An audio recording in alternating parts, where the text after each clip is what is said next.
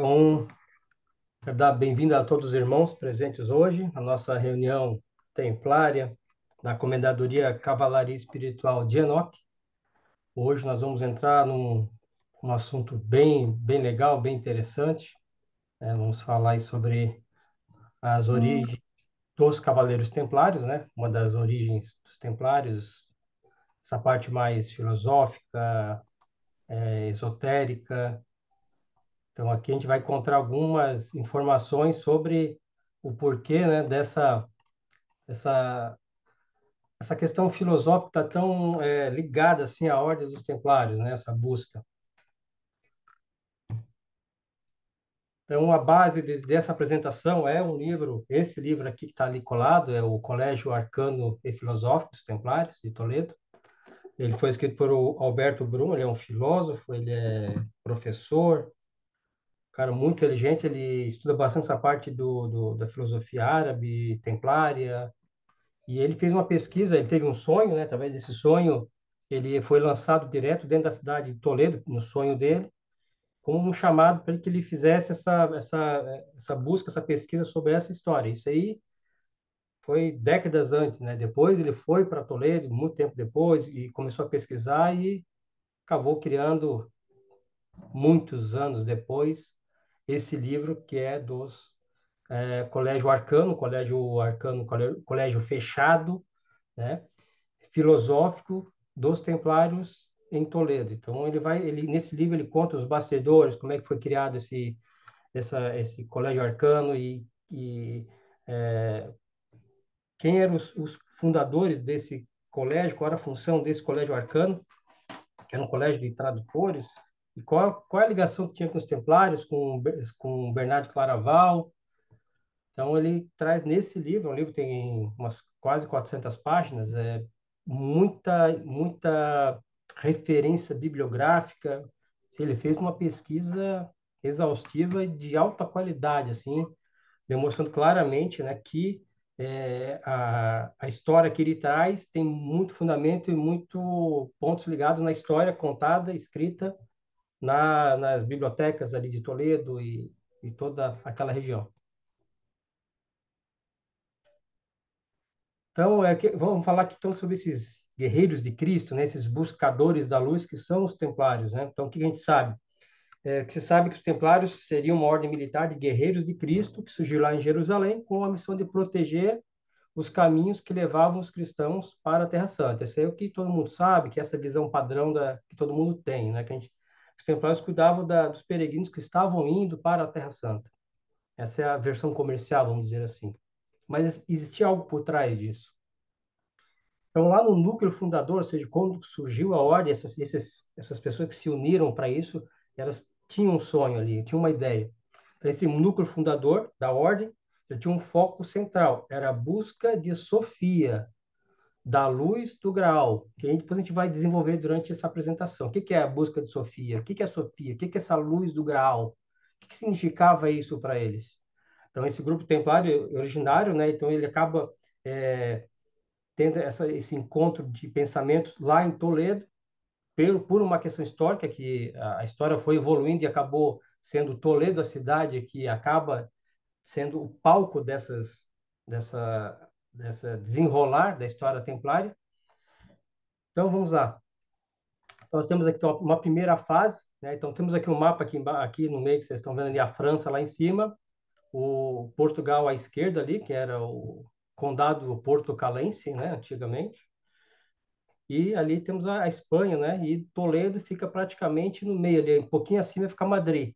Toledo era a capital da Espanha, né? Hoje é Madrid. Olha só como é próximo ali. Fica praticamente no meio da Espanha. Então, a origem dos Cavaleiros Templários, da Ordem Templária, o seu vínculo direto foi nessa escola de Toledo, na Espanha, né? E o seu núcleo inicial, ele inicia também na França, em Troyes, de que a França fica um pouquinho acima ali na Espanha, no condado de Champagne. Então, os estudos do professor Alberto Brum, desse livro que eu trouxe para vocês, que eu mostrei, então, esse deu através de quê? De antiquários, ali na Deputação Providencial, né, onde tem essa biblioteca, no Instituto de Investigações de Estudos Toledanos.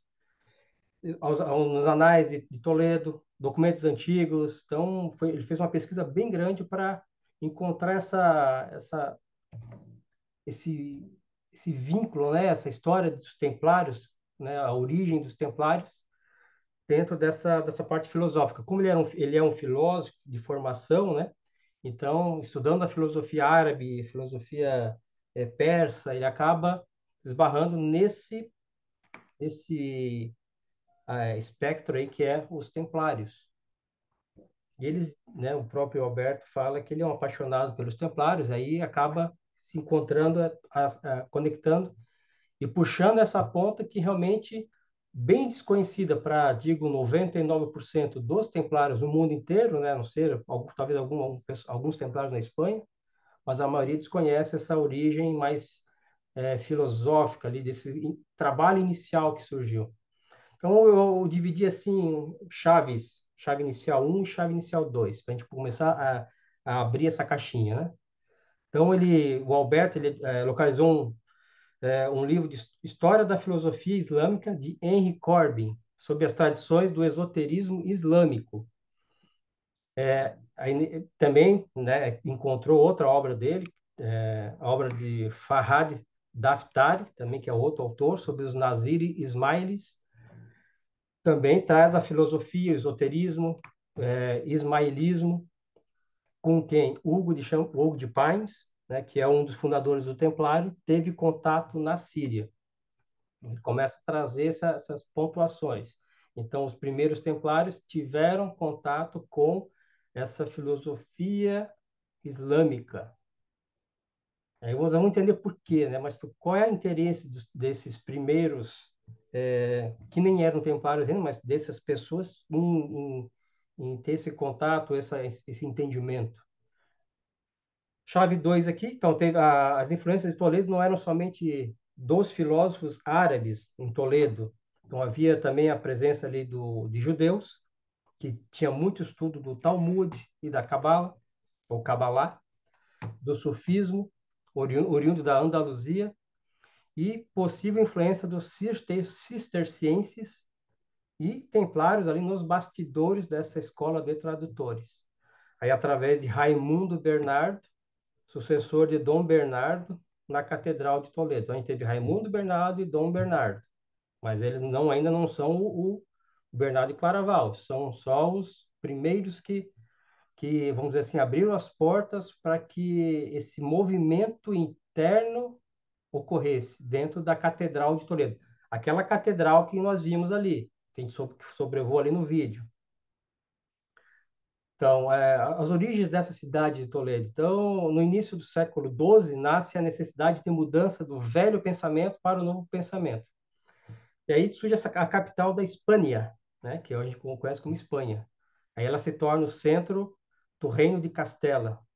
Aí todo o conhecimento da toda aquela região acaba, vamos dizer assim, fluindo para aquela cidade chamada Toledo, que era a capital, né, de toda a região. Inclusive Portugal, que não era Portugal ainda, né, era portucalense, né, então eles tinham toda a conexão ainda com a capital, que era Toledo. Tínhamos os templários cistercienses, na cidade das três culturas ali. Então, ou seja, Toledo ele abarcava então cristão, muçulmanos e judeus. Na cidade de Toledo tem um ditado, né, uma fala que eles dizem que é a alma de Toledo ou o tempo da toledanidade. O que é o tempo da toledanidade? É o tempo onde as culturas viviam juntas. Então, a cultura cristã, muçulmana, judaísmo. E talvez essa necessidade, essa visão, antecipando, né?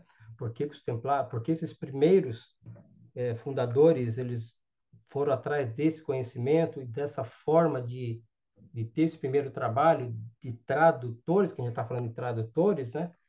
Era talvez ter essa conexão entre a espiritualidade, religiosidade e todas as culturas. Então, havia esse movimento que esses primeiros templários estavam já pensando. Era preciso que todas as culturas se conversassem. Era preciso entender todas as culturas também. Então era Toledo, né? Então pertencia, era chamada Antiga Espanha, que era toda aquela região ali. No início da era cristã, a Espanha era bem conhecida. Naquelas terras, o apóstolo Tiago fizera a sua jornada. Já Toledo, até a Reconquista em 1085, era domínio visigodo e muçulmano. Então o povo os visigodos, né? Que era como se fosse, vamos dizer, espero que não seja errado, como se fosse era o povo do norte, né? Eles tinham um aspecto do cristianismo, mas não era bem como é hoje, né, na Igreja Católica, e tinha o povo muçulmano. Aí que acontece, então vem esse movimento lá em 1085 e acaba tendo uma reconquista de toda aquela região, toda aquela região acaba voltando então para as mãos cristãs, né, a cristandade. Então, o período visigodo na Espanha tem início no século VI e foi marcado pelo aspecto religioso, quando Toledo tornou-se capital eclesiástica do reino visigodo. Árabes na Espanha. Com a chegada dos árabes na Espanha, porque aí os muçulmanos eles foram, foram aumentando a sua dominância, né, em toda a região, e aí subiram ali naquela Andaluzia que fala e foram dominando toda aquela área. E depois houve a Reconquista em 1085. Então, é para entender que então havia como o irmão Marx falou lá no início, então tinha uma cultura visigótica dos visigodos, depois os muçulmanos tomaram praticamente toda a região, os muçulmanos, e depois a cristandade vem e reconquista toda aquela região. Então, toda essa mistura dessas culturas, né, acaba trazendo também muita influência na cidade, em toda aquela região ali. Então, com a chegada dos árabes na Espanha, no início do século VIII, a posição de destaque na cidade foi mantida e uma grande mesquita foi construída no local da antiga igreja cristã, aquela igreja ali. Então, aquela igreja que eu mostrei lá no início, ela era uma igreja, então ali sobre ela foi criada uma mesquita. Durante o califado, Toledo continuou sendo uma das cidades mais ricas do reino, tendo forte presença dos moçárabes e judeus. O que é moçárabe? Moçárabe é os cristãos arabizados, né? Que assumem hábitos árabes, incluindo a língua, mas continuam sendo cristãos, mas tudo dentro a língua árabe, escrita árabe.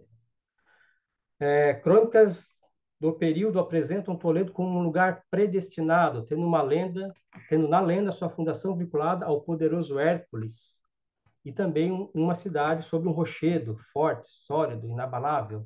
Então, tudo trazendo como Toledo fosse um ponto de energia para toda aquela região. Então, como se fosse uma energia telúrica, né? Naquela área inteira, sobre aquele rochedo, uma grande energia, que era Toledo.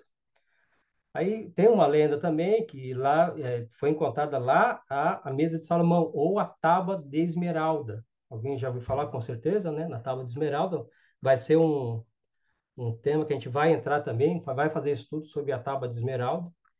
Então, no século XII, o geógrafo Muhammad al-Idrisi lembra que nessa antiga capital da cristandade descobriu-se a mesa de Salomão, construída de uma só esmeralda, a lendária tábua de esmeralda. Pedra de magos, segredo dos alquimistas.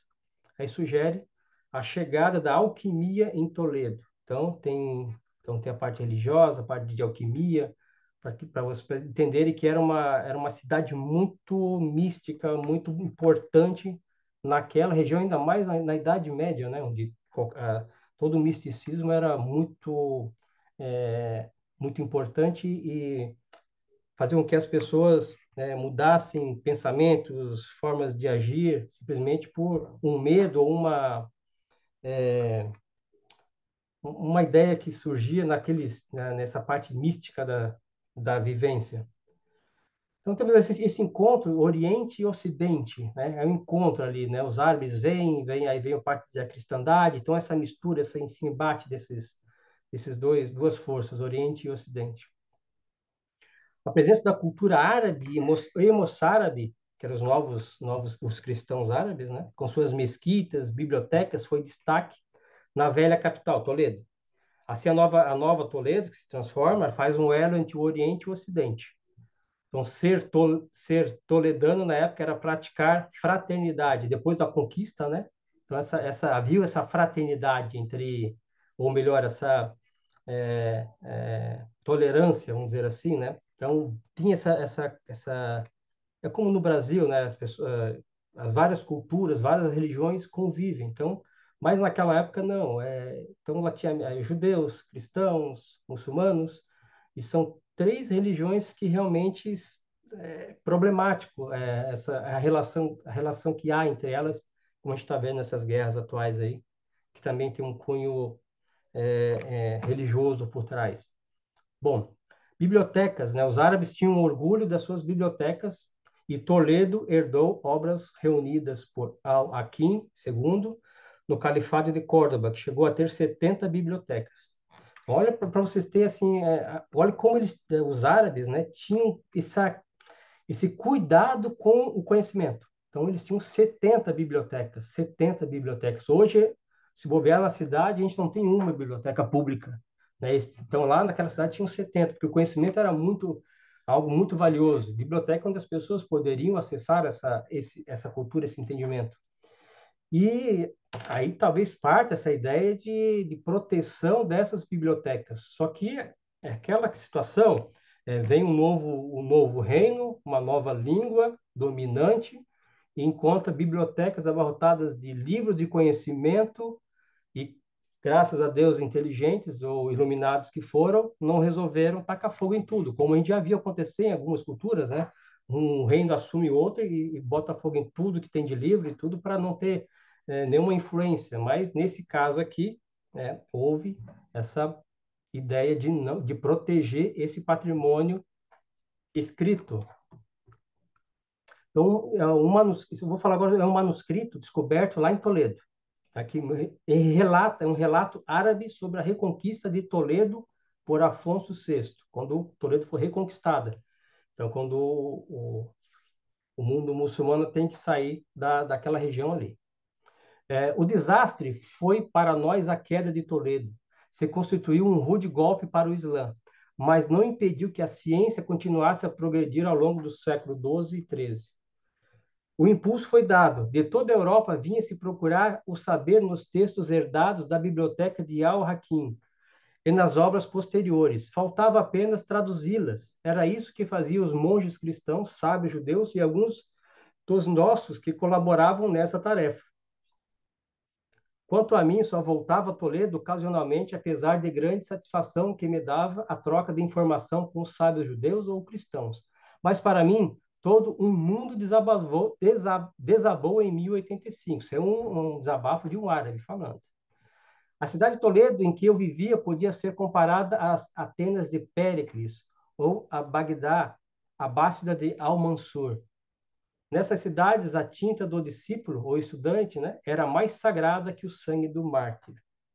Olha só como era vista, né, a importância que tinha até para os muçulmanos a cidade de Toledo, e eles acabaram vendo que, voltando para lá, aí vocês vão entender, mas por que eles voltaram? Por que alguns muçulmanos iam e voltavam, se não for reconquistado?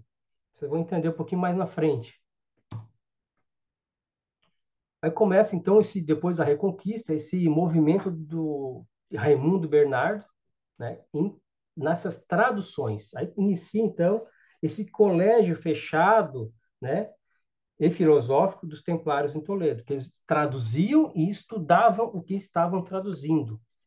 Então, Toledo era um local de cooperação, diálogo, espaço para as tradições, línguas, religiões e literatura tão diferentes foram estudadas, compiladas, traduzidas e ensinadas para o mesmo grupo, que incluía moçárabes, ou seja, os, os novos cristãos, né? Judeus, cistercienses, cônegos, francos, cabalistas, alquimistas, filósofos, astrônomos. Olha só como era o entendimento era aberto para a cultura, estava florescendo ali, né, essa capacidade de deixar o conhecimento tomar forma nas várias cabeças pensantes e as cabeças que estavam sedentas de conhecimento. O impacto das traduções era incontestável. Então, havia uma escola organizada, considerada a quantidade de traduções e a presença de grandes estudiosos envolvidos, um núcleo de ação coordenado por Raimundo Bernard até 1151 e depois seu sucessor, Juan Hispano, em 1176. A escola de filosofia dirigida por templários. Então, essa é é, veja que tinha 70 bibliotecas. E quantos livros havia nessas bibliotecas? Milhares de livros. Então, a quantidade de tradução que era feita, né, do árabe, trazendo para a cultura, para o latim, que era a língua que estava dominando naquele momento, era muito grande. Então, foi uma avalanche de conhecimento do Oriente para o Ocidente. Então, estavam absorvendo conhecimentos que não tinham nem ideia. Estavam bebendo de uma fonte, para eles, algo inimaginável. Início das tradições. A língua árabe substituiu o grego e houve uma grande variedade de textos gregos e persas traduzidos nas áreas de astronomia, astrologia, medicina e alquimia. Os persas, né, da antiguidade hoje são o Irã, né? Está em guerra ali com Israel, né? Tu vê que os persas hoje é o Irã, que como o mundo gira, como dizem, né? O mundo não gira, ele capota. Vamos em frente. Judeus e Toledo. Vê que essa aqui é uma foto que eu bati lá do bairro da Judiaria. Então lá tem um bairro, né? Seria o bairro dos judeus da época, né? Então tem muito judeu que mora lá ainda. Então, eles têm essa a plaquinha para simbolizar. E vocês vão ver ali embaixo ali que tem as três religiões ali, entendeu? Para demonstrar que havia essa união entre as culturas. Isso tem hoje lá. Hoje, se você vai em Toledo, está lá, a cidade. Então, o Papa Gregório, o sétimo, o Papa Gregório havia censurado Afonso VI, ele que fez a Reconquista, né, por ter permitido aos judeus exercerem cargos públicos, que lhe dava autoridade sobre cristãos. Eles não queriam ou seja, que os judeus tinham autoridade sobre cristãos, o Papa, né? Aos olhos de Roma, isso era um erro, mas em Toledo, isso não era um fato. Não houve evangelização dos árabes, os mouros. Houve um convívio. Afonso VI procurou criar um espírito de tolerância entre as religiões. Muito sábio ele, muito sábio. E por isso foi chamado de imperador das duas religiões. Judeus sobre o domínio árabe se adaptaram mais rapidamente, pois podiam realizar o culto e conservar o Talmud. O Talmud era a tradução oral do Antigo Testamento, que seria o Pentateuco, né? Os 5 primeiros livros, se eu não me engano é isso. Em várias cidades tinham comunidades atuantes: Córdoba, Sevilha, Zaragoza, Granada, Lucena, Mérida e Toledo. Então, várias cidades, esse novo governante, né, Afonso, ele não impediu não impediu os árabes de executarem os seus cultos. Não impediu. Que também trouxe um pouco de paz, né, naquele momento histórico. Um pouquinho do Afonso VI, que é interessante a história dele. Então, em 1088, Afonso recebeu o apoio do Papa Urbano II e restabeleceu Toledo como sede central da igreja. Ou seja, Toledo vira, em toda aquela região ali da Andaluzia, fica a igreja principal. Assim, Afonso se faz soberano imperador de Toledo, rei de todos os impérios, da Espanha e do Reino de Toledo. Tudo indica que o grupo moçárabe desejava estar sob a influência de Afonso VI, pois o grupo local de moçárabes resolveu se entregar. Olha só como Afonso foi inteligente. Quando ele vai entrar na cidade de Toledo, ele faz vamos dizer assim, uma oferta, né? Vocês rendem a cidade e a gente não entra para destruir ela, porque eles estavam vindo para tomar uma cidade árabe. Então a gente não vai destruir a cidade e vocês podem continuar a fazer os seus cultos igual, só se rendam a nós, só isso. E ninguém vai morrer e isso foi feito. Então foi feito esse acordo, muito inteligente. E aí, através desse acordo, o que acontece? Ele preserva toda a cidade. Por isso que é uma cidade preservada, não foi destruída essa cidade. E aí, o que acontece com aquela catedral lá, depois que ele entra na cidade? Depois, aos poucos, ele vai impedindo de fazer um culto aqui, um culto ali, e a mesquita, que era uma antiga igreja cristã, acaba sendo construída em cima dela uma nova igreja, que é aquela que a gente viu lá no início do vídeo. Então, ele foi inteligente nesse sentido, né? Que ele evitou custos militares, né? E adentrou a cidade. E depois, lógico, ele faz um casamento com a viúva de um príncipe árabe da região. Aí faz aqueles tratados de paz, né? Então, uma família casa com a outra, ou seja, não, aí tem um filho, que é o Dom Sancho. Então, acaba não tendo essa visão de que vai ter uma nova guerra, quando as famílias se casam, há essa união, né? Então, se fazia muito isso naquela época. A Catedral de Toledo, que a gente é, apresentou lá no início do vídeo, uma grande perda para os moçárabes foi ver sua grande mesquita ser transformada na Catedral de Toledo por Dom Bernardo, o monge de Cluny, que Afonso VI buscou da França, quebrando as promessas que tinha feito aos moçárabes de que mantinha a mesquita central como centro da religião. Então, ele traz um monge lá da França, né, para ele administrar, então, aquela área ali, que era uma mesquita, que acaba virando essa catedral depois. Aí Toledo, então, volta a ser 100% cristã, né? 100% no sentido oficial da igreja, da religião do Estado dominante na época. Toledo, aos poucos, volta a ser cristão, com forte influência de Dom Bernardo, primeiro arcebispo da Catedral de Toledo. Isso foi em 1086 até 1125. Então, Toledo depois foi sucedido por Raimundo Bernardo, que é cisterciense, trazido por Dom Bernardo para Toledo. Então, a ordem cisterciense, você tem que ser monge. Você tem que fazer todo o estudo, né? O estudo clérigo, acho que né? Para ser um monge. A ordem cisterciense, ela vai nesta linha. Já a ordem templária, quando ela surge, né? Você vai ver que esses templários que estão entrando, não, eles eram monges por nomeação, não eram monges vamos dizer assim, de ter estudado para ser, vamos dizer assim, hoje, Não eram pensando, clérigos, vamos dizer assim, né, Jorge? clérigos, essa é a palavra, exatamente, estava fugindo dessa palavra. Não eram clérigos, então poderiam, eram só nomeados. Então, essa era a diferença. Onde se fala muito, eram monges guerreiros, mas não eram clérigos. Já os cistercienses, não. Tinha essa pequena variação interna. Bom, Afonso VI, então já é o sétimo agora. Então, sai o sexto e entra o sétimo, filho dele. Afonso VI uniu os reinos de Leão e Castela, seguindo o período da sua filha, Urraca, e depois o Afonso VII, que já é o filho dele. No período do Afonso VII, aí que surgiram mais as traduções, né, toledanas. Afonso VII era grande protetor dos mosteiros, especialmente o cisterciense. Aí destaque o arcebispo de Toledo, que ligou os templários, fora iniciado na ordem cisterciense. Após 1130, Raimundo Bernardo passa a dar impulso para a criação da escola de tradutores.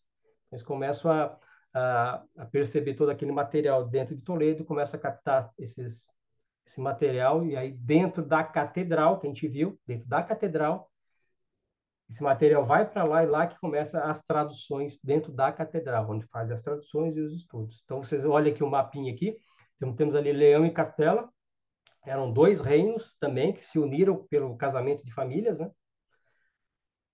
Acima Navarra, Aragão à direita de vocês, a região de Portugal, né, que depois ela é desanexada da Espanha, e mais embaixo Granada. Os reinos cristãos e o domínio muçulmano ficou só lá embaixo. Então, eles vieram dominando tudo e empurrando, então, os muçulmanos lá para baixo, onde os muçulmanos dominavam toda a região, a começa a ser espremido lá para baixo. Olha só que interessante a questão da financeira, né? Afonso VII, ele concede à Catedral de Toledo 10% de toda a moeda fabricada em Toledo, 10%. Ou seja, a igreja recebia tudo que era feito de moeda, 10% ia para a igreja. Era uma ligação política e religiosa, cultural, né? e depois o rei ainda concede mais 10% de todas as rendas que detinha Madrid. Depois Madrid vem, Madrid hoje é a capital, né? Mas depois Madrid também, que era muito forte, também tudo que ela produzia, a renda dela também ia para a igreja, para Toledo. Então era uma cidade muito rica. Bom, levando em consideração que o Raimundo Bernardo foi um dos primeiros templários da França e atuou em nome dos templários de Portugal, que ele veio da França, né? Chamado pelo Afonso, ele acabou atuando em nome dos Templários de Portugal também, e no Reino de Castela, podendo supor que o Colégio dos Cônegos da Catedral, formado por cistercienses e leigos, era ao mesmo tempo um colégio templário de Toledo. Por que dessa frase? Porque assim, a gente fala de colégio de cônegos da Catedral, mas esses cônegos nem todos eram clérigos, não eram. E aí o Raimundo Bernardo, o que ele fez? Ele nomeou praticamente todos os que estavam ao redor dele, né, como cônegos. E aí, quando havia eleição, os cônegos votavam.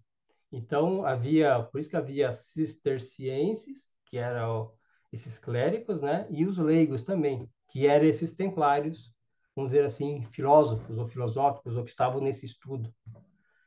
Lembrando que em 1127 ou 1128, né, os fundadores estiveram em Champagne e Flanders, onde receberam a doações do conde William Saint-Omer, cujo filho Geoffrey de Saint-Omer é um dos primeiros templários.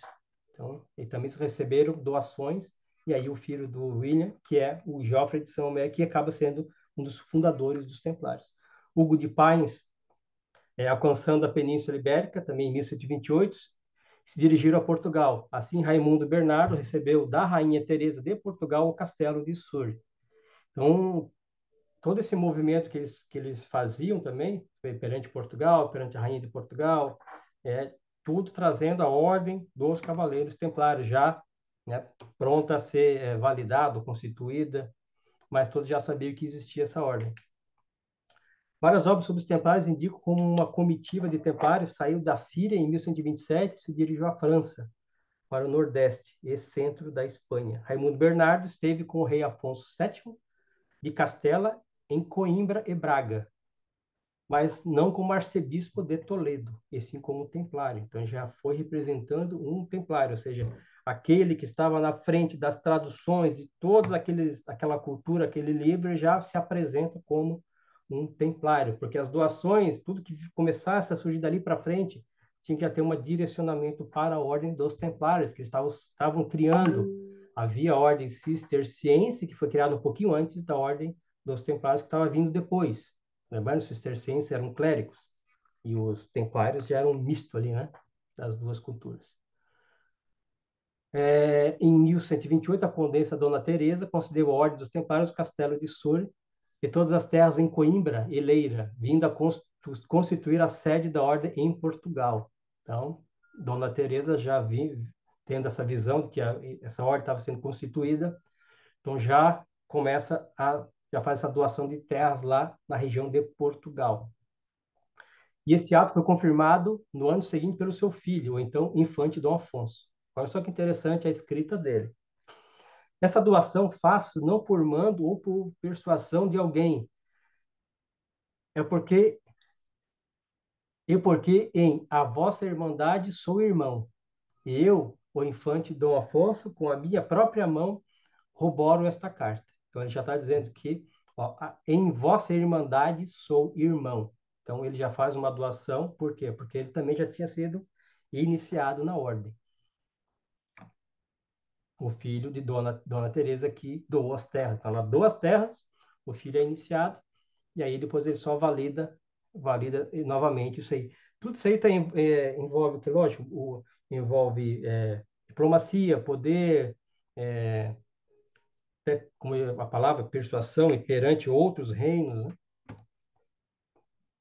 Aí nós temos o Concílio de Troyes, no reino de Champagne, onde foi oficializada a regra dos templários. Aí lá estava Raimundo Bernardo também, continua lá. A rainha Dona Teresa de Portugal outorga aos templários, Raimundo Bernardo, na cidade de Braga, no território de Coimbra, o castelo de Soura em todas as suas rendas. Então, todas as rendas do castelo também para a ordem templária. Uma das primeiras que já direciona não só o castelo, mas todas as rendas daquela aquela região, né, para a ordem. Lembrando que Raimundo Bernardo foi nomeado representante do líder fundador Hugo de Payens. Então, ele representava, Raimundo Bernardo representava Hugo de Payens, que era o principal fundador ali da Ordem dos Templários. É dito que o Afonso Henrique de Portugal confirmou a doação de sua mãe, como a gente foi colocado ali. Ele se considerava um confrade, ou seja, um fráter, um irmão da Ordem dos Templários. E Raimundo Bernardo morre, né? Ele foi enterrado na Capela de Santo André, na Catedral de Toledo. Lá na Catedral de Toledo está enterrado Raimundo Bernardo, que foi um dos primeiros a trabalhar pela Ordem dos Templários. Vamos ver aqui, vamos adiantar um pouquinho. Bom, o Círculo dos Templários, então, cistercienses, né?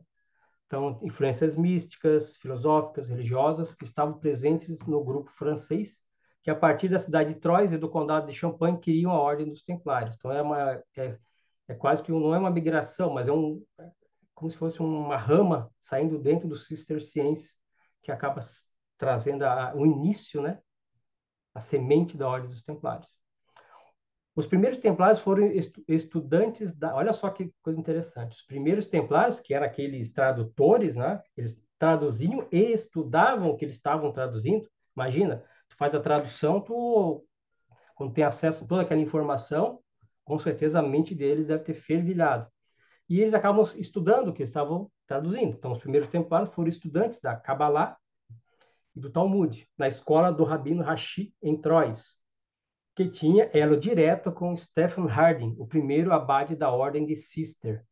Então, ao início da Ordem dos Cistercienses, né, o fundador ali, Stephen Harding, então tem a ligação, né, com esse rabino, e tu vê que há uma ligação entre os cistercienses, os templários, as traduções, o estudo da Cabala, do Talmud, com forte vínculo familiar com Bernardo de Claraval. Então, ele tinha vínculo familiar. A Ordem do Templo, né, nasce dentro do mesmo círculo da Ordem de Cister, como acabei de dizer, sendo elos do mesmo projeto que uniu o Conde de Champagne, o inglês Harding de Cister e Hugo de Payens, futuro mestre dos Templários. Então, parece que o florescer, né, das duas ordens acaba nascendo praticamente ao mesmo tempo. O propósito comum era retomar na Europa o antigo espírito do cristianismo e da vida filosófica contemplativa, pois a Europa estava sob influência da tradição neoplatônica e a teologia negativa. Temos templários que atuarão na Espanha, ou que viveram nas terras do Conde de Champagne, procuraram repetir da escola de Toledo o exemplo que receberam de Hugo de Payens e Bernardo de Claraval, focando nas questões da alma. O caráter religioso e filosófico dos templários é algo fundamental para explicar o aparecimento da ordem.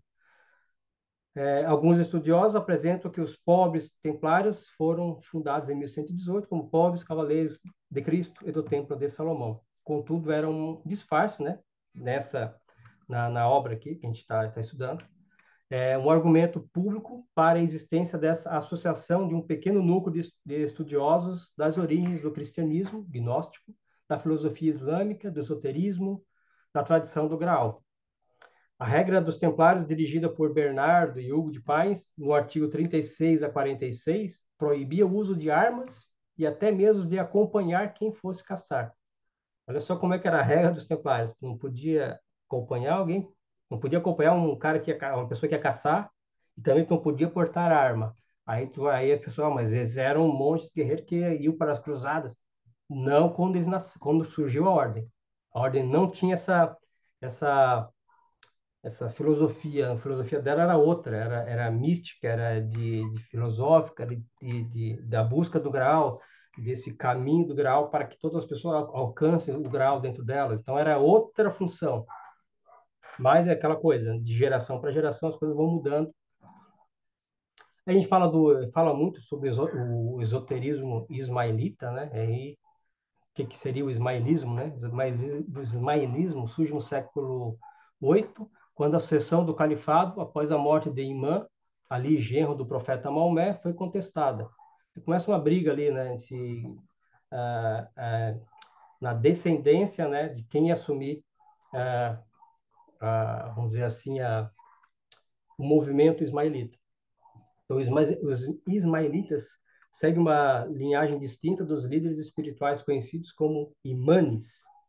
O conceito do esoterismo, do ismaelismo, é bastante profundo, envolve o estudo de interpretações de ensinamentos secretos místicos dentro do Islã. Para os ismaelitas, o imã não é apenas um líder religioso. Aí diz que esse imã ele vem de tempo em tempo também, é considerado um guia espiritual da humanidade, tal. Então esse ismaelitas, né? Então eles têm essa cultura deles também muito focada em ensinamentos ocultos, secretos. Fala também do sufismo, né? Essa obra que eu estou trazendo para vocês fala do sufismo. O sufismo é uma corrente mística dentro do islamismo, que busca uma conexão direta e profunda com Deus, Allah, por meio da experiência espiritual, da meditação, desapego do mundo material. Também vai mais ou menos na mesma linha. O sufismo é caracterizado por sua busca pelo conhecimento oculto, a gnose, que é visto como um entendimento profundo e espiritual da realidade. Então, lógico, a gente nunca pode trazer, às vezes esses conceitos, né, que a gente tem ali, ismaelismo, como era pensado e naquela época, lá no ano 1000, né, para hoje, em 2025, que muda muita coisa, né? Como a gente acaba vendo que eu sempre vejo assim, né, de uma geração para outra, sempre tem faz uma adaptação aqui, uma adaptação ali, as coisas vão se distorcendo, distorcendo, de repente, aquele movimento que era inicial era uma coisa e de repente está totalmente distorcido, né? Talvez por isso a Igreja Católica ela luta tanto para manter ali os seus dogmas, para não alterar eles. É só uma observação. Fraternidade de Troyes, né? Rashi, como foi colocado antes, né? Ele era um rabino em Troyes, um dos maiores estudiosos do Talmud. Rashi e Hugo de Champagne, que era um dos fundadores dos Templários, então mantinham contato e eram amigos. Assim, Champagne era o quartel-general dessas famílias bem relacionadas. Nesta época, em Chrétien de Troyes, nessa época que Chrétien é uma pessoa, tá? Chrétien de Troyes escreveu sua célebre obra sobre o Graal Parsifal. Eu acho que é esse o nome que se fala assim, Chrétien de Troyes. Ele escreve essa obra chamada Parsifal, depois vamos dizer assim, é feita novamente a obra, né? Aí por o Wolfram, ele faz novamente a obra, porque é como se Chrétien não tivesse terminado a obra. Mas quando o Wolfram refaz, ele não faz obra, ele refaz toda a obra. Então, tu vai ler que é parecida, mas as histórias são parecidas, mas tu vai ver que não é a mesma história. E são dois livros com o mesmo nome, Parsifal. Eles tinham o mesmo objetivo, trazer dentro do livro a linha do grau, né? A evolução do grau, mas o grau espiritual, o grau... Aí que mais no final eu entro nesse assunto. Então, para vocês entenderem que o Hugo de Champagne, então ele tinha esse grande amigo dele, que era o mestre Rashi, que era um estudioso ali, Talmud, Cabala. Então, eram amigos. Talvez por essa conexão entre eles, que Hugo de Champagne, né, faz todo esse financiamento lá em Toledo, para resgatar todas as obras que haviam árabes, porque eles entenderam que eram importantes, e todo esse conhecimento acaba caindo, então, para os templários, né? Para essa nova ordem, que acabou sendo o quê? Quando ele cria uma nova ordem, acaba sendo uma guardiã desse conhecimento, vamos dizer assim, dessas bibliotecas traduzidas, elas caíram no colo de quem? De quem estava traduzindo. E quem era esse grupo que estava traduzindo? Eram templários, eles foram investidos cavaleiros templários. Então, estava com eles. E aí surge esse entendimento de proteger a linhagem, não é bem linhagem, mas esse caminho do Graal. E o que é o caminho do Graal? É desse conhecimento que eles tanto trabalhavam e tanto se trabalha até hoje. Então, essa amizade entre eles, talvez foi o ponto, né, que acendeu o entendimento do Conde de Champagne, que era o Hugo de Champagne, para que ele, então, despendesse dinheiro para proteger esse material que acabou sendo aí a força inicial da Ordem dos Templários.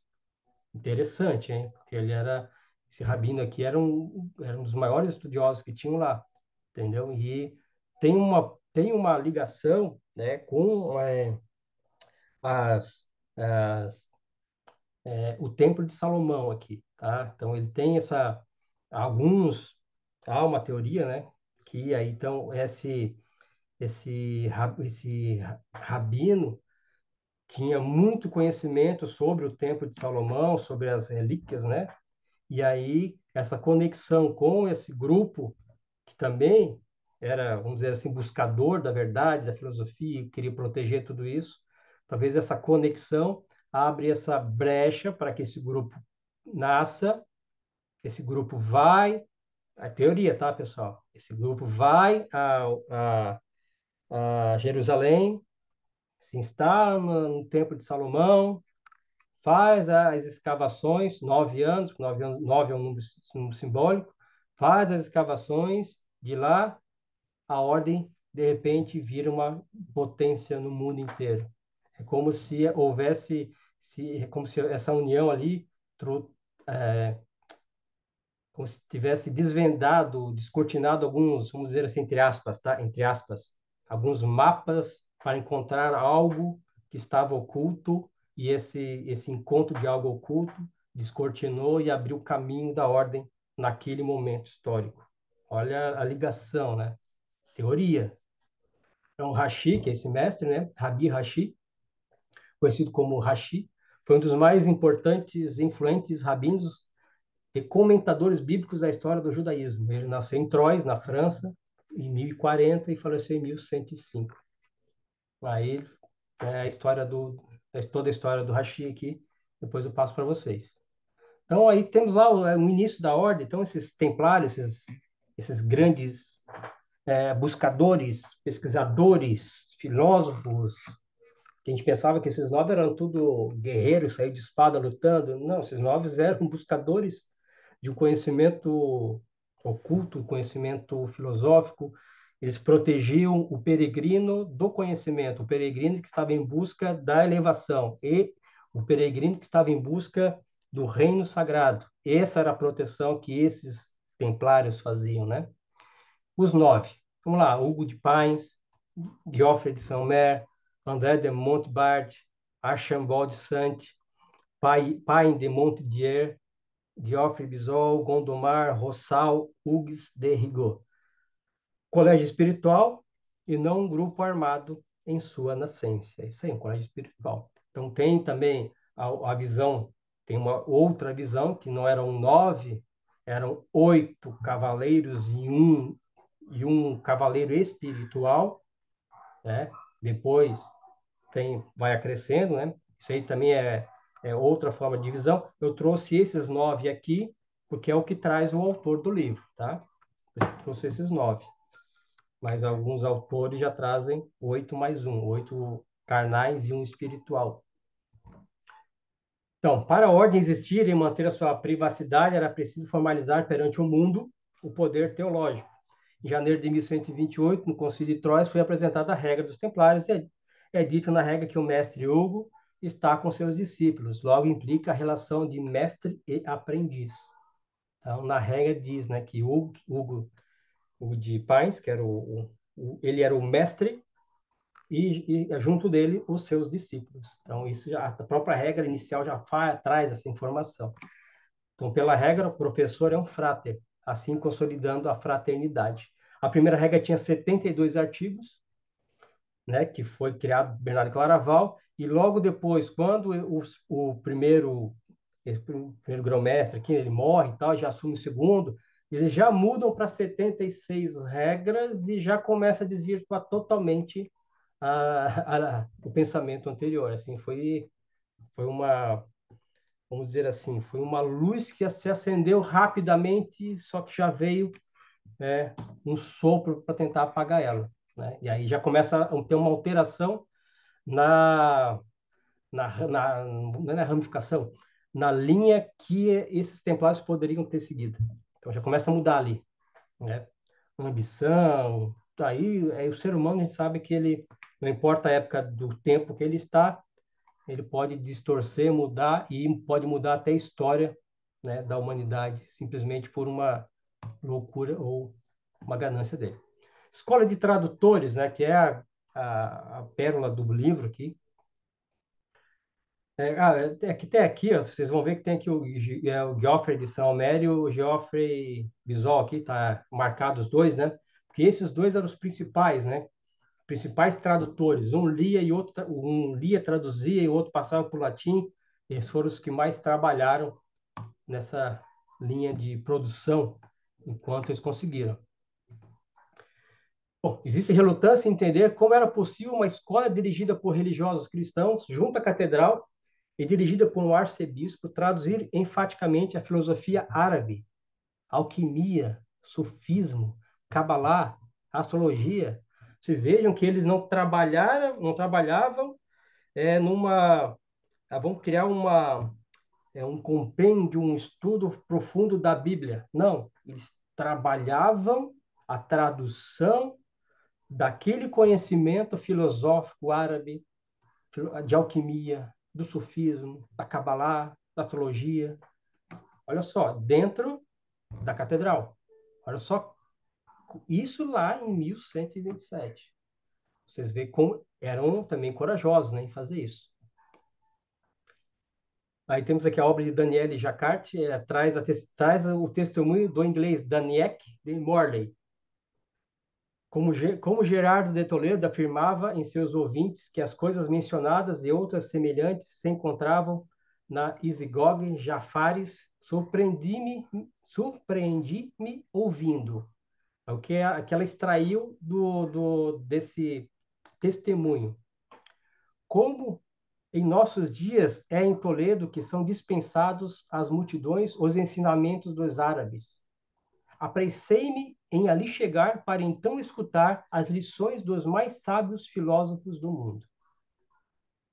Olha só, então eles faziam o quê? Não só faziam a tradução, os estudos, mas eles também levavam esses estudos, esse conhecimento, vamos dizer assim, para a praça pública, ou para quem quisesse ouvir, escutar. Então, muitas pessoas vinham de toda a Europa, toda a região ali, para Toledo, para ter esse conhecimento, para aprender. Porque era um conhecimento que não estava, eles não tinham acesso. O Ocidente não tinha acesso ao conhecimento do que o Oriente tanto produziu, né, durante séculos e agora traduzido, agora se descortinando para eles. Então, havia gente tudo quanto é lugar caindo em Toledo. Toledo converte-se em um importante centro cultural. O arcebispo Raimundo de Salvetat, cisterciense francês, foi o primeiro a promover a tradução de obras científicas. Aí já começa até a produção, né, de obras científicas.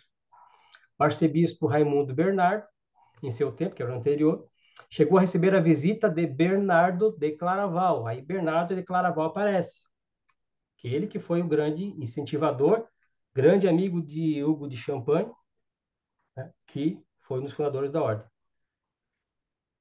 E Hugo, então aqui, Hugo de Paz, que foi o grão-mestre, o primeiro grão-mestre, Hugo de Paz, que foi o representante da ordem, e Hugo de Champagne, que foi o financiador do condado de Champagne. Então, temos o Hugo de Champagne, que era o cara dono da região toda, e aí ele pega Hugo de Champagne, e você vai ser o representante da ordem dos Templários, para vocês entenderem. E Hugo de Champagne, que era o dono de toda aquela região lá, que era um rico da região, sábio, ele era grande amigo de Bernardo de Claraval. E aí, depois de tanto estudo, tanto trabalho, começa a surgir as duas grandes ordens, cisterciense e a Ordem dos Templários.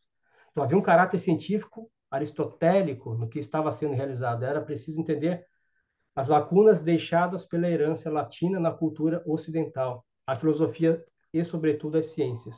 Então, tinha muita lacuna, ou seja, muito conhecimento vago, que aí essas traduções começaram a preencher.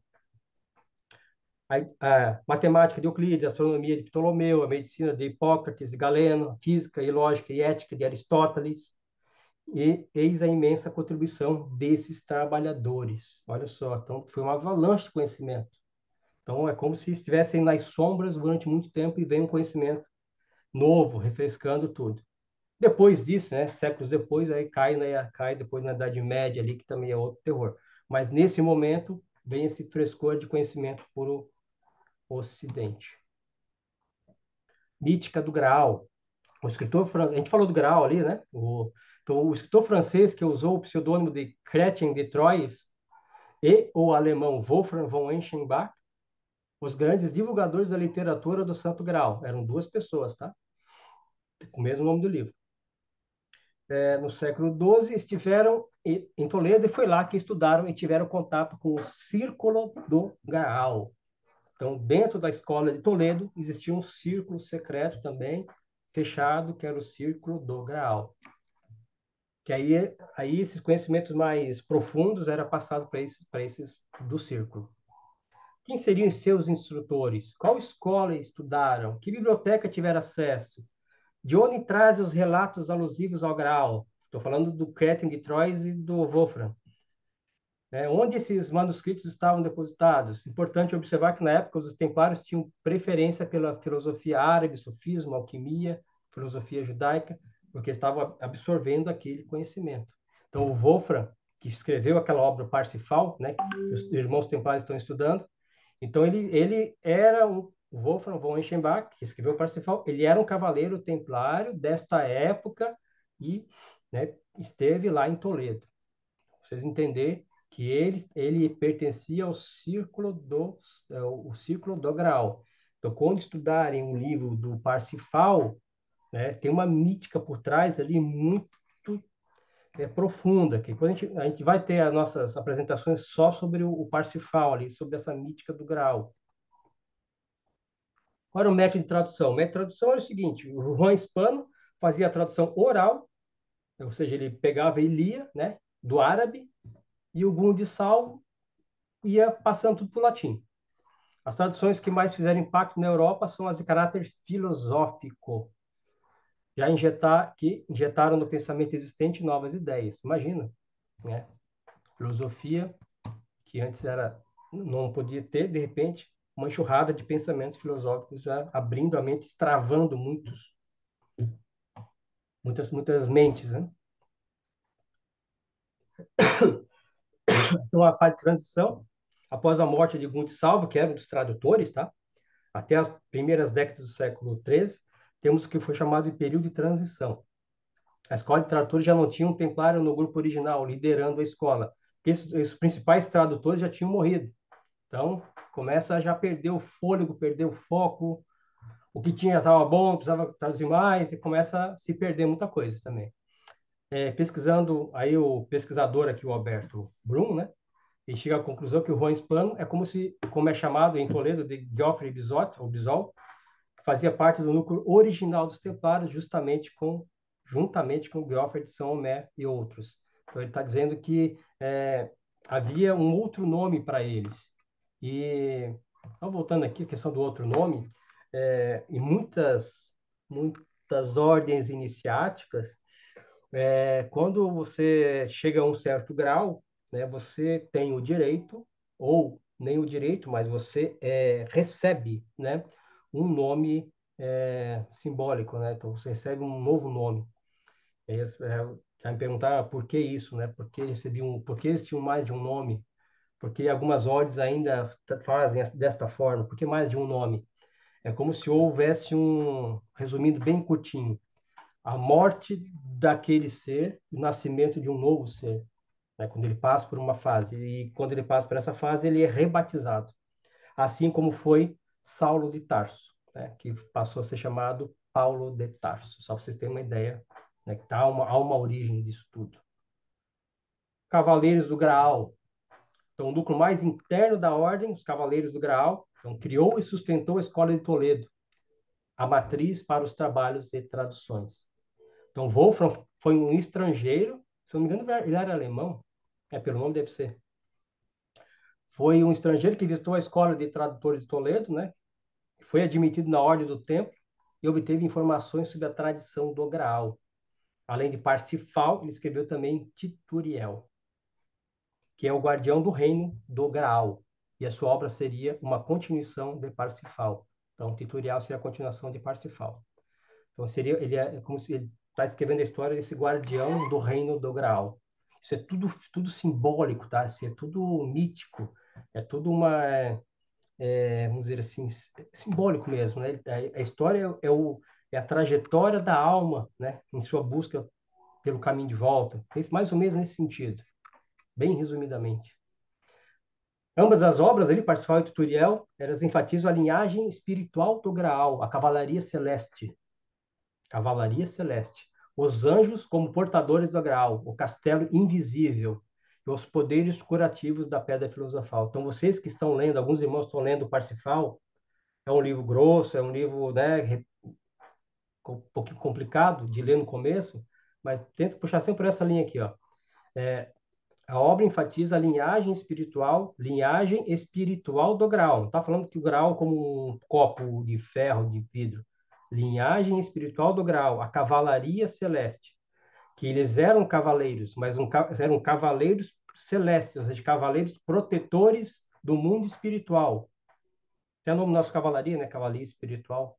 Mas eram cavaleiros celestes, tá? Nesse sentido que esse grupo de cavaleiros do Graal. Hein? Alguns seriam convocados para a missão de guardar o Graal, e os templários eram os guardiões dos caminhos que conduziam ao templo do Graal. Os reais templários seriam esses guardiões do templo da montanha da salvação. Então, é como se os templários tivessem, de repente, desvelado um conhecimento oculto para eles, claro, né? Ou talvez até para outra cultura que liberou esses caminhos para eles, só que eles talvez viram outra coisa. Eles conseguiram enxergar algo a mais. E esse algo a mais trouxe esse sentimento de querer proteger o caminho. E aí eles trazem para eles essa missão de proteger esse graal, a libertação da alma. A gente vai depois entrar nesse estudo aqui. Mas para você entender o que seriam esses cavaleiros do grau aqui. O mestre Quixote, então, quando o Wolfram esteve na Escola de Tradutores de Toledo, conheceu o mestre Quixote. Este, ao que tudo indica, introduziu Wolfram na fraternidade, porque ele foi introduzido, né? E aí foi iniciado essa fraternidade, então foi esse mestre Quixote que trouxe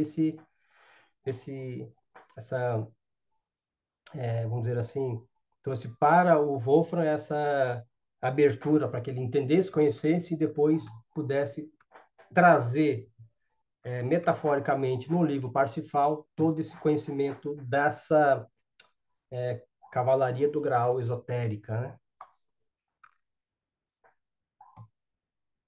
Curiosidades, agora chega bem no finalzinho, curiosidades, pessoal. Tá ali, vocês podem ver aqui o Max aqui, ó, na porta aqui. Não sei se vocês estão vendo aqui.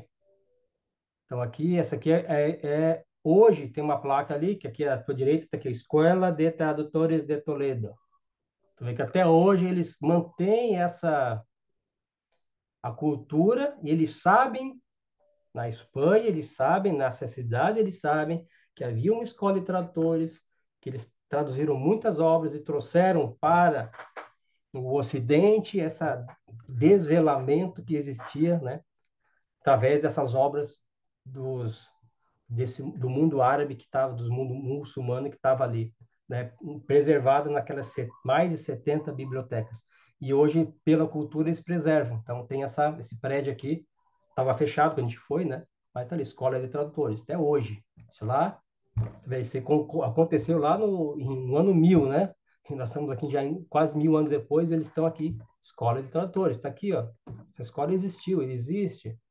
E nós perguntamos até para uma guia lá que a gente estava nos guiando, ela falou, não, escola de tradutores, sim, tem, sim, tá. Ou seja, algo para eles é normal, cultural, sempre teve essa escola de tradutores. Porque aquele povo que está hoje ali, ele vem e expulsa os muçulmanos, né? Então, eles traduzem as obras. Então, para eles é algo já normal. Vocês vão ver aqui que nós temos aqui selo Abraxas, né? Uma curiosidade, aí está em espanhol aqui, tá? Los Caballeros Templários adotaram um símbolo do Abraxas em certos selos, havendo alusão ao conhecimento gnósticos do santuário interno da ordem. Então, nesse santuário interno da ordem dos tradutores ali, eles tinham esse símbolo do Abraxas, né? E aí, hoje, tu procurar Abraxas, tu vai encontrar, é igual procurar na maçonaria, tu vai encontrar coisa falando tudo que é lado. Mas o Abraxas também tem uma simbologia esotérica, né? Aí eu até fui pesquisar, né? O que que significa esses símbolos aqui, esse homem cabeça de galo aqui, essas estrelas e tal. Aí encontrei aqui, é um gnosticismo arquétipo de uma ideia trazendo o quê? Cabeça de galo, a luz, o logos, a vigilância, ou seja, a primeira luz do dia o galo canta, então ele está vendo a luz, né? Corpo humano, ou a alma encarnada, perna de serpente, sabedoria e energia primordial. As armas, força ativa e domínio espiritual. As armas, está dominando. Integra luz e sombra, as duas armas que ele tem, uma em cada mão. Sol espiritual e fonte de consciência.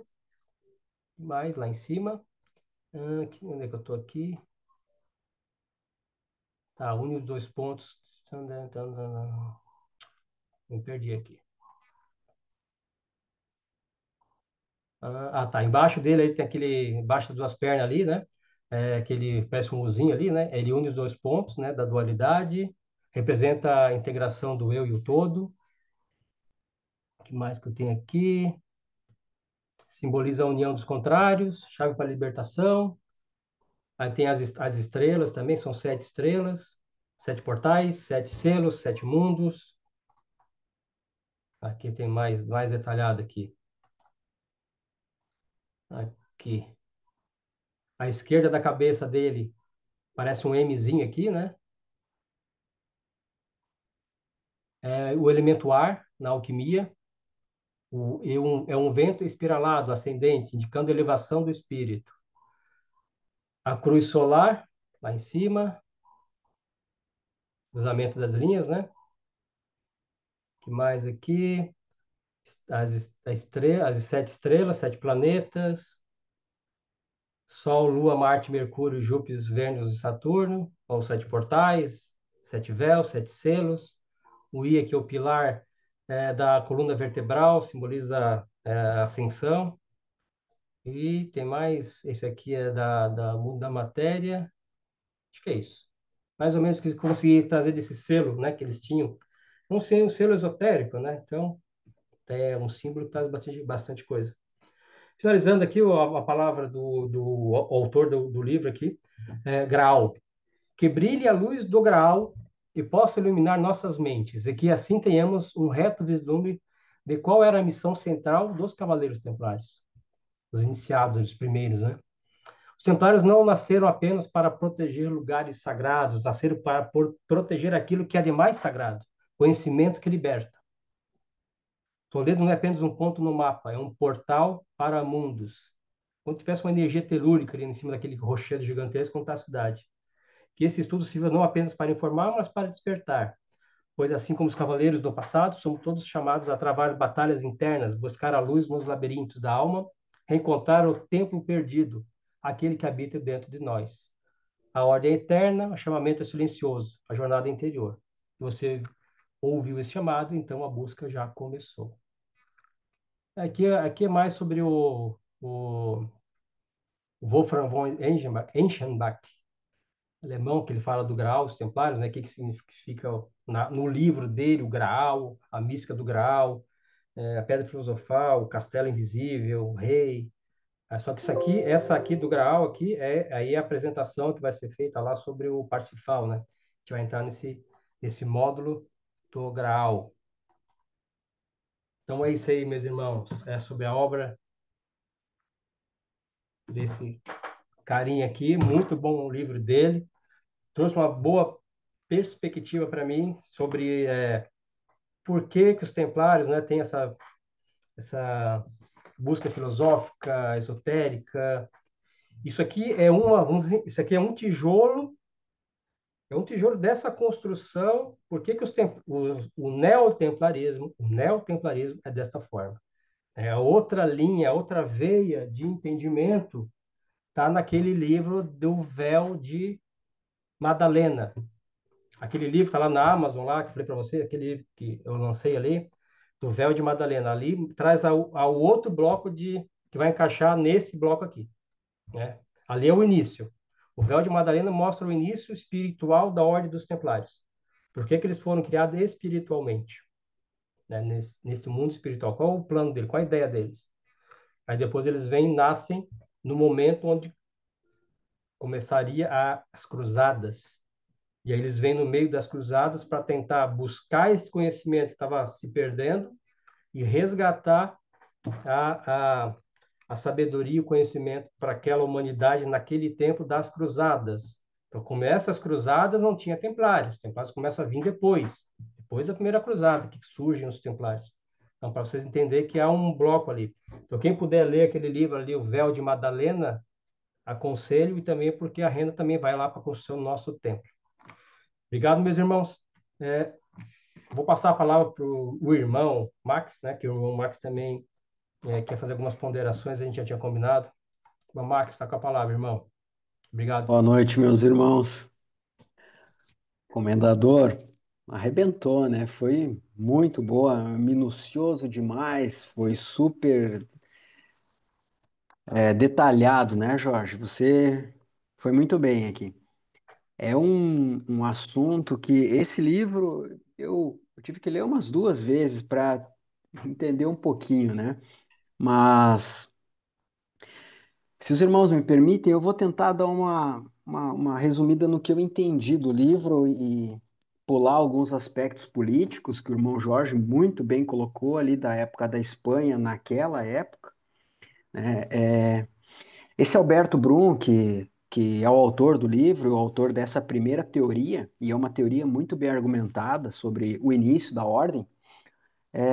Por que que é tão legal esse livro, né? A gente está acostumado, dentro da ordem, saber dos fatos históricos praticamente do final da ordem. A gente pouco fala do início da ordem. Só dois nomes vêm à nossa cabeça quando a gente fala no início da ordem templária, de modo geral.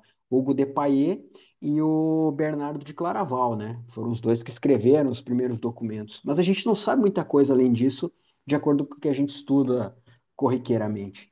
E aí vem esse cara aí e pivota o negócio, quer dizer, faz uma leitura completamente diferente do que a gente está acostumado e o detalhe muito, mas muito bem argumentado.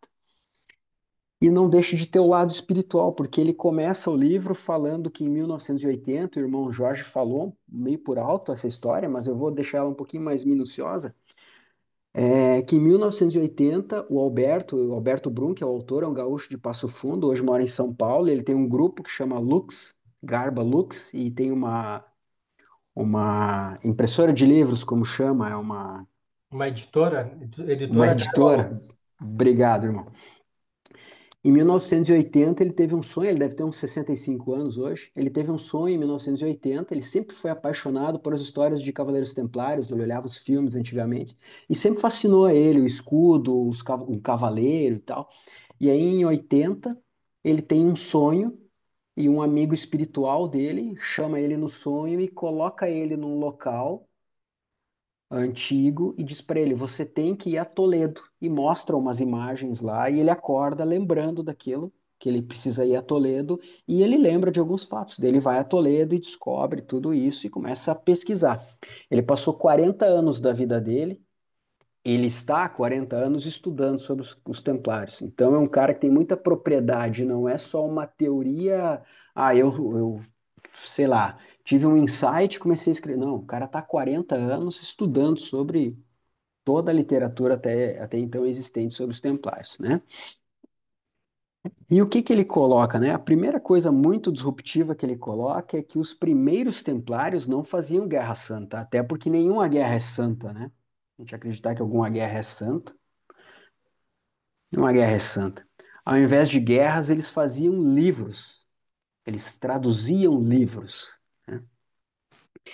E um detalhe principal é que naquela época, 1085, mais especificamente, quando os cristãos retomam a cidade de Toledo, que até então era sob domínio árabe, em 1085, olha quanto tempo atrás, né? Eles fundam um grupo, né? Como o Jorge muito bem explicou, o Dom Bernardo, que é nomeado pelo Afonso, ele Ele é um monge beneditino, né? E ele assume o controle daquela região de Toledo e tal, o controle da igreja, né? E ele nomeia Raimundo Bernardo, que era um cisterciense templário, que eram ordens paralelas. Cisterciense era uma ordem de monges e templários era uma ordem de leigos, né? E ele traz o Raimundo Bernardo para tomar conta da Catedral de Toledo. Só que o Raimundo Bernardo, ele não era monge, ele era um monge, aliás, mas ele não era padre e muito menos era bispo, ele não era do clero. E ele é nomeado o primeiro arcebispo da Catedral de Toledo. Olha a curiosidade.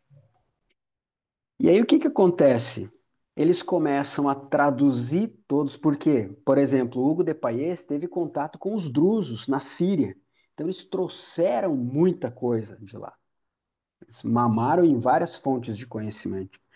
O Geoffrey de Saint-Omer, como o irmão Jorge muito bem falou, também viajou muito, né? Fez viagem para vários locais, que depois ele é apelidado, né? Que é a questão dos nomes simbólicos, de Good Salvo. Depois, mais para frente, a gente vai falar mais dele um pouquinho. Então, os caras começam a traduzir livros e formar um círculo fechado. Por isso que o livro chama Colégio Arcano. Os 9 primeiros templários fundaram uma escola muito fechada de produção de conhecimento através dessas traduções.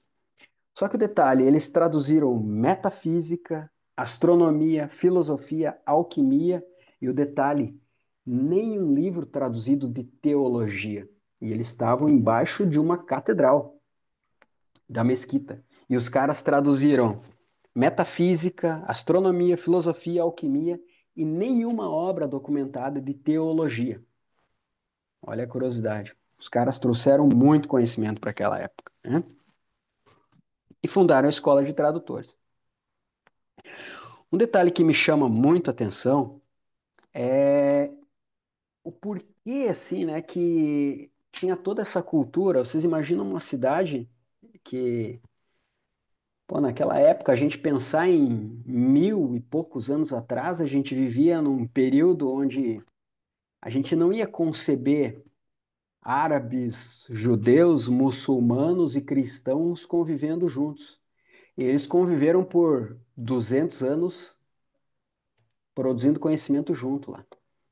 É um negócio muito acima do que a gente pode imaginar hoje, né? Então, por isso que tem essa magia da tolenidade, tolade, to, toleni, tolenidade, né? Que é a alma de Toledo. E aí, se a gente fizer um paralelo com o livro Parsifal, como o comendador muito bem explicou, que eles tinham um grupo muito fechado, primeiramente os 9 templários, e depois abriu, depois desenvolveram centenas e milhares de cavaleiros que também foram fazer guerra. Mas o primeiro e o intuito principal não era pegar em arma, não era fazer guerra santa, não era nada, era a tradução de livros para perseguir a sabedoria, que é a Sofia. É, agora, pulando lá para frente, essa questão do Wolfram, né, que é o alemão, Wolfram von Eschenbach, que é o autor do Parsifal, é um livro fantástico e eu acho que não dá para começar a ler o Parsifal sem antes entender dessa obra. Por quê? O Parsifal ele fala da história do herói do Parsifal, né? Mas até o página, sei lá, 300 é um livro de literatura comum. Depois disso, ele começa a entrar na parte filosófica, onde é a percepção do grau. E ele cita muito dentro do livro como que ele adquiriu esse conhecimento, que era em Toledo. Até o Jorge colocou algumas frases ali, né, que no próprio Parsifal fala, eu fui buscar conhecimento na Espanha, numa cidade chamada Toledo e tal, porque ele realmente esteve lá. Tanto o Chrétien de Troyes quanto o Wolfgang von Eschenbach, né? E aí tem uma curiosidade que tem o nome que o comendador colocou dos primeiros templários, Hugo de Payet, Geoffrey de Saint-Omer, Hugo de Salvo, Geoffrey Bizol, Bernardo de Claraval e mais uns quatro ou cinco, né? Parece que esse mestre Quixote, que é falado lá, que até o comendador deu exemplo, que foi quem ensinou o Wolfram e quem colocou o Wolfram von Eschenbach dentro desse grupo de templários, esse mestre Quixote, que é falado no livro do Parsifal, pode ser o Geoffrey de Saint-Omer, um dos primeiros lá, que era um dos que mais traduzia astronomia, filosofia, porque eles tinham um grupo, por exemplo, o irmão Gladson vai ficar encarregado de traduzir astronomia, o irmão Rafael vai ser o que vai ser encarregado de traduzir as obras de alquimia, o irmão Gustavo vai traduzir as obras de filosofia, juntava tudo e produzia esse conhecimento, né? Então, quando a gente esteve lá, é bem como o Jorge fala, a cidade ela realmente parece um portal. Quando a gente fez, o Jorge até que fez a pergunta para a guia sobre onde ficava a escola de tradutores, a guia se surpreendeu, ela falou assim, nossa, fazia tempo que eu não escutava uma pergunta dessa. Ela brilhou o olho porque ela ficou emocionada, que não é todo turista que faz essa pergunta para ela. Eu vi falar numa escola de tradutores aí. Ela ficou feliz da vida, ela falou, vou levar vocês lá, fica aqui assado. Existiu mesmo uma escola de tradutores, tem os livros. Ela falando com orgulho e ao mesmo tempo com surpresa, porque os turistas não perguntam isso para eles, né? Daí ela já viu assim, opa, esses caras são curiosos, o que que eles estão querendo com isso? Aí a gente esteve lá, então é uma cidade realmente que carrega uma mística, e que tem uma energia fantástica. A gente foi passar o dia lá e eu sinto até hoje a vontade de voltar lá para, no mínimo, dormir uma noite naquela cidade, porque a energia é algo incrível. E realmente a gente, como cavaleiro, quando passa por lá, a gente tem várias percepções de que já esteve lá há muito tempo e várias vezes. Então, eu comprei muito essa ideia do autor. Acredito muito nessa ideia pelo embasamento que ele tem, por toda depois a correlação. Eu li o Parsifal também, e quando você lê o Parsifal, conhecendo essa história que a gente está conhecendo hoje, você lê com outro olhar e com outros olhos, e você começa a fazer essas correlações. Então, meus irmãos, o início da nossa ordem ela é surpreendente e cada vez vai mais ao encontro do que a gente estuda aqui. Esse simbolismo, essa parte filosófica, até alquímica que a gente acaba tendo contato com essa linha de estudos que o Jorge, que o irmão Gustavo, o irmão Rafael tem colocado para a gente, é sensacional e ela casa muito com o que os caras em 1130 começaram a estudar, abrindo a ordem, né? No mais é isso, meus irmãos. Obrigado, Jorge, foi sensacional. Valeu, obrigado, Max. Obrigado, irmão Max, pela colocação aí. É, Só para falar para vocês, né, relembrando o que eu falei antes, né, esse livro aqui, né, tem 400 páginas mais ou menos, e quem quiser adquirir ele, tá na editora Garbalux. Garbalux. Depois eu mando o link para vocês ali, tá? Muito bom o livro, bem histórico. E como o irmão Max falou, né, ele é uma sequência para a gente depois ler esse livro aqui. Esse aqui é para o Parsifal é para os irmãos templários, tá? Que já estão mais avançados ali, já entendem bastante coisa, vai entrar. Os irmãos escudeiros que vão a Cavaleiro Templário, outros livros, eles vão, depois que viram Templário, que vão estudar, e os irmãos postulantes, depois que viram Escudeiro, eles vão entrar em alguns livros diferentes também. Então, tem uma sequência ali bem legal e ajuda a gente a montar esse quebra-cabeça aí. Fala aí, irmão Marcos. A irmão Jorge, até para quem não tiver a possibilidade de ler o livro do Roberto Brum, que é esse livro aqui, ó, é, tem uma palestra dele no YouTube, que é uma palestra de 3 horas e pouco, mas é uma palestra muito interessante, que é a palestra do lançamento do livro dele, onde ele vai no índice e fala, até tem duas meninas do grupo dele de estudos que também falam sobre o livro. É muito interessante a assistir essa palestra dele, que é bem mastigada, ele explica tudo do livro. Então, quem quiser, e se o irmão me permitir, eu coloco no grupo depois também. Isso, vamos colocar no grupo ali. Quem tiver interesse já está ali. E depois, quem quiser esse livro ali em PDF, eu mando em PDF também, tá? Eu faço PDF. Mas não vou fazer em PDF não, porque tem direito autoral ali. Depois eu converso com vocês. Mas é bom vocês comprar direto no site lá. Tem mais livros bem legais lá da Carbalux, tá? Olha, tem uns livros muito bons lá. Meus irmãos, eu já vou dar boa noite ali pro Dr. José, ali, meu pai, que tá ali, o Arthur, tô assistindo hoje aí. Boa noite para vocês aí. Legal vocês estão tá aí hoje com a gente. Muito bom ver vocês aí. Meus irmãos, vamos fazer o seguinte: como tem bastante gente aqui, eu vou passar a palavra, mas os irmãos sejam o máximo de sucinto possível, né?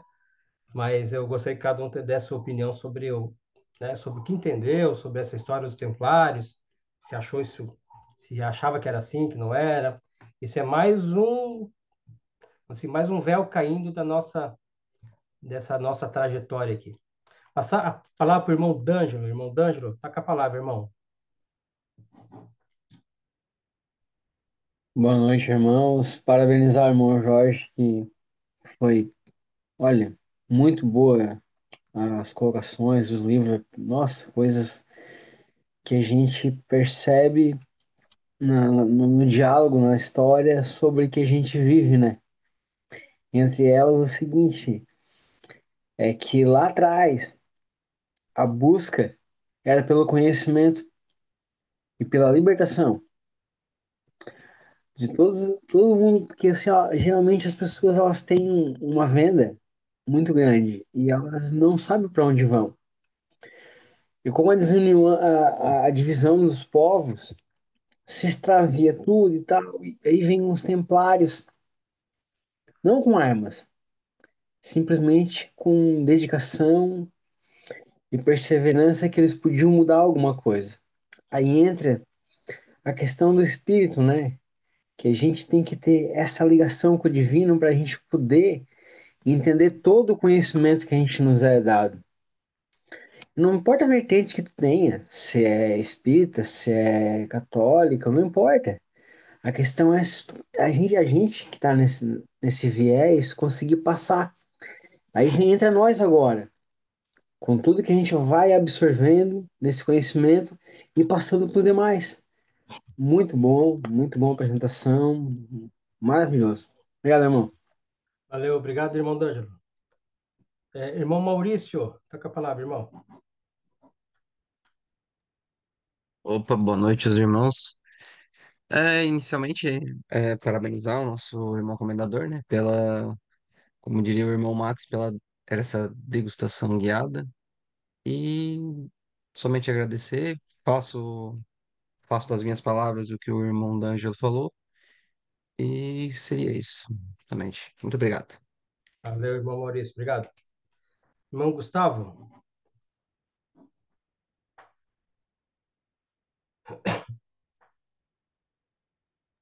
Irmão Gustavo, Boa tá no pai. noite, meus irmãos. Só para falar rapidamente aqui, que eu vou falar baixinho aqui, que eu tô com a minha pequenininha aqui, cuidando da minha pequena que tá dormindo. Eu acho que numa guerra a gente sempre tem a opção de destruir uma cultura, ou destruir tudo, destruir uma nação, destruir todo o seu conhecimento, toda a sua estrutura, ou simplesmente aprender com essa nova cultura, aprender com esse povo que eu estou que eu estou dominando.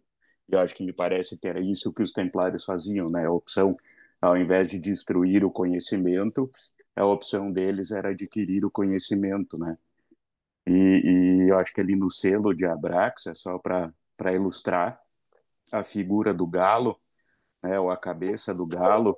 Por que do galo? Porque o galo é o primeiro ser vivo que vê a luz, né?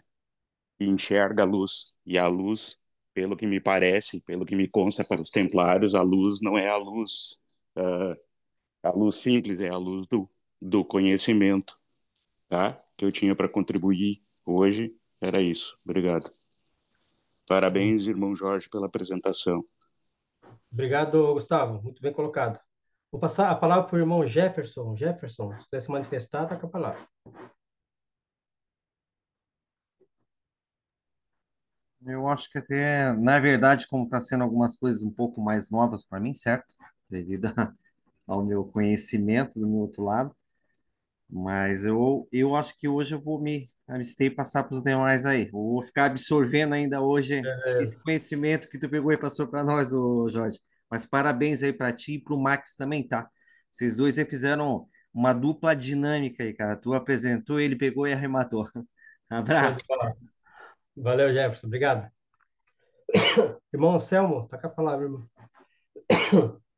Boa noite, irmãos. Parabéns, irmão comendador Jorge, pela apresentação. É, e assim, o que falar, né? É, a gente ouve bastante a história e surge mais curiosidades, né? E aí eu tenho uma curiosidade que talvez nenhum de nós pode responder.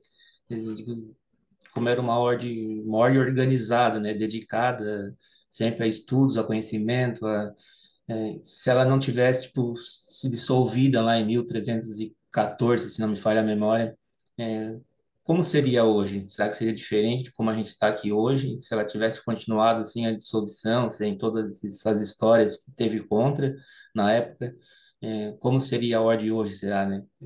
Uma curiosidade que fica na mente. É isso aí. É isso aí, irmão Anselmo. Eu acho que todo mundo já se perguntou isso, né? Alguma vez, né? Pô, se tivesse continuado, né? Como é que seria? Outras ordens continuaram, mas acabaram, vamos dizer assim, sendo, entre aspas, fechadas, né? Ou transformadas em outras ordens também. Mas é isso aí. Irmão Gladson, tá com a palavra, irmão. Boa noite a todos. Parabenizar o comendador, ao Max, pelo complemento e agradecer também por nos mostrar todo esse conhecimento. Primeira coisa que eu coloquei aqui, que eu anotei, não comentar tudo, né? Tem que ser breve, tem bastante gente que quer falar, é conhecimento. E outra coisa que o irmão Max falou, que ele se espantou, que ele disse que a guia se espantou numa pergunta que, né, para nós aqui essa curiosidade seria simples. Em Portugal eu também senti isso. A gente foi para lá, vocês faziam perguntas pro, pro, Guia. pro guia ou pro até o que me espantou, me chamou a atenção foi no Uber, e o cara respondeu algumas coisas com uma simplicidade, assim como para eles fosse algo normal, e para nós não, era uma curiosidade, meu Deus, para eles é tudo normal isso, né? E já vem essa busca lá deles, né? E aqui a gente, para nós não, é tudo escondido. Então, e outra coisa também, né? Nossa irmandade, sou irmão. Eu acho que chama muita atenção disso, que é o que tu busca, né? A irmandade, nós somos irmãos, né? Amar o próximo, né? Tem que fazer bastante isso, todo esse conhecimento, essa busca que a gente, né, procura, que nos mostra. Acho que seria essa a minha palavra e agradecendo. Valeu, irmão Gladson. Obrigado pelas colocações aí. Eliezer, se quisesse manifestar, Eliezer, o que tu achou da palestra aí? Tá com a palavra aí. Tá sem áudio, irmão.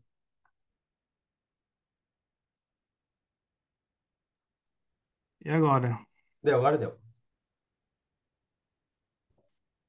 Olha, já dei uma estudada sobre a história dos Templários, mas realmente foi trazido aqui uma explanação realmente bem profunda e diferenciada. Eu acho que eu vou ter que ver essa apresentação de novo, ela vai estar gravada, né?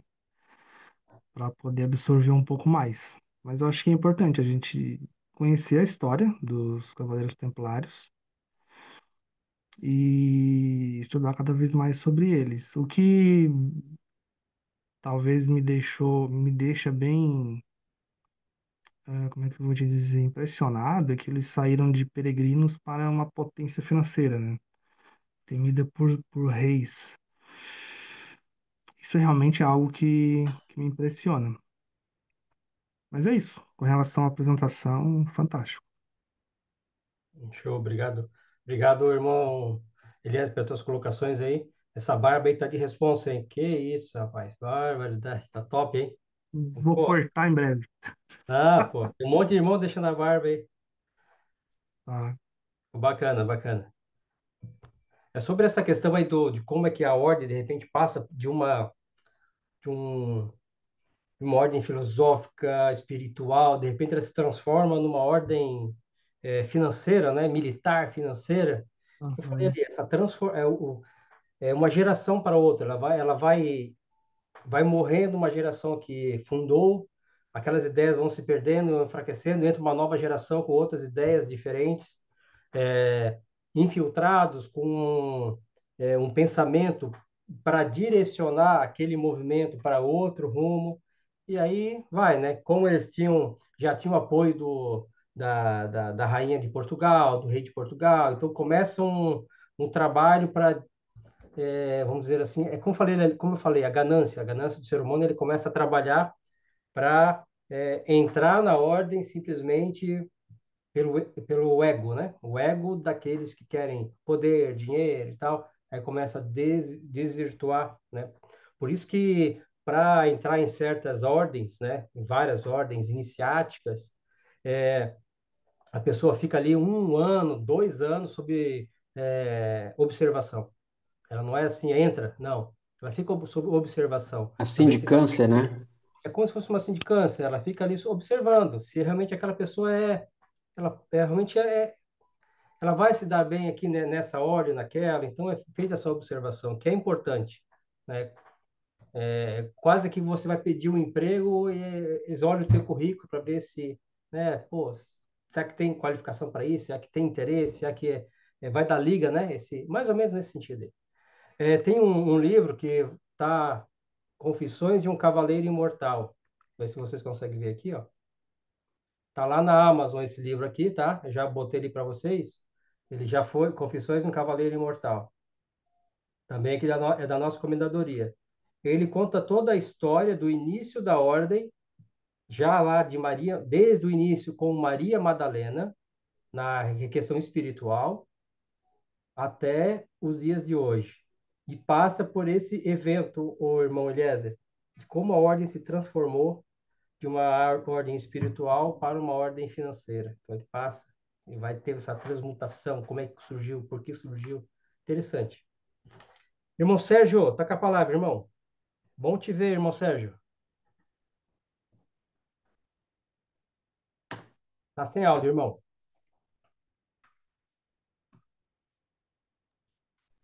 Boa noite a todos os irmãos, especialmente aqueles que eu ainda não tinha cumprimentado. Vou tentar ser rápido. Agradecer ao irmão Jorge pela aula que nos deu sobre a história dos Templários. E por falar em aula, me veio em recordação agora, quando eu era criança, claro, já faz bastante tempo, a Idade Média era passada por cima nas nossas aulas de história, que nós tínhamos de história. Era o buraco negro da história naquela época, era a Idade Média. E a gente deixou de perceber muita riqueza na história da Idade Média. Outro fato que me chamou a atenção foi a questão das bibliotecas, né? 70 bibliotecas numa cidade medieval, onde a maioria é analfabeta. Entende? 70 bibliotecas. Para mim, a melhor parte da minha casa é a biblioteca. A biblioteca, para mim, é a sala mais importante que eu tenho na minha casa, é a biblioteca, minha biblioteca. Tanto que já tem livros no quarto, que não cabe mais na biblioteca, entende? E eu acho que também a instituição pública que nunca deveria faltar numa cidade é a biblioteca pública. Isso para mim, é incondicional. Tem que ter, é obrigado a ter uma biblioteca pública. Até porque muitos falam que hoje, pela internet, não há necessidade de ter livros, de ter livros físicos, mas a literatura, são livros, você pode ler livros físicos. Hoje, da própria escola, você pode puxar livros e ter em casa para você ler o tempo que quiser. Então, na casa da gente, como na cidade da gente, sempre tem que ter uma biblioteca. E, para terminar, uma curiosidade sobre os Templários, e especialmente sobre os cidadãos de Toledo, que a explicação que o irmão Jorge colocou me deixou muita saudade. Os cidadãos de Toledo eram exímios metalúrgicos, eram hábeis metalúrgicos. E, em especial, a questão dos apetrechos, né? apetrechos de montaria, a, como é que se chama agora, perdi, as armaduras, as lanças, e em especial as espadas, né? As espadas de Toledo eram famosíssimas na época medieval e continuam famosas até hoje. Você passa pelas ruas de Toledo, onde tem as lojas, as lojinhas, né? Que são vielas, não são ruas, são vielas. É uma cidade medieval. Você passa e você vê nas lojinhas aquelas espadas que você não consegue escolher qual é a mais bonita de todas. Então, só que são muito caras, né? E ainda tem o inconveniente de a receita segurar, porque para trazer espada no avião não dá.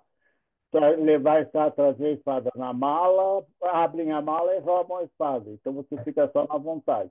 Mas você se contenta de ter visto, ter vislumbrado as espadas, as famosas espadas de Toledo.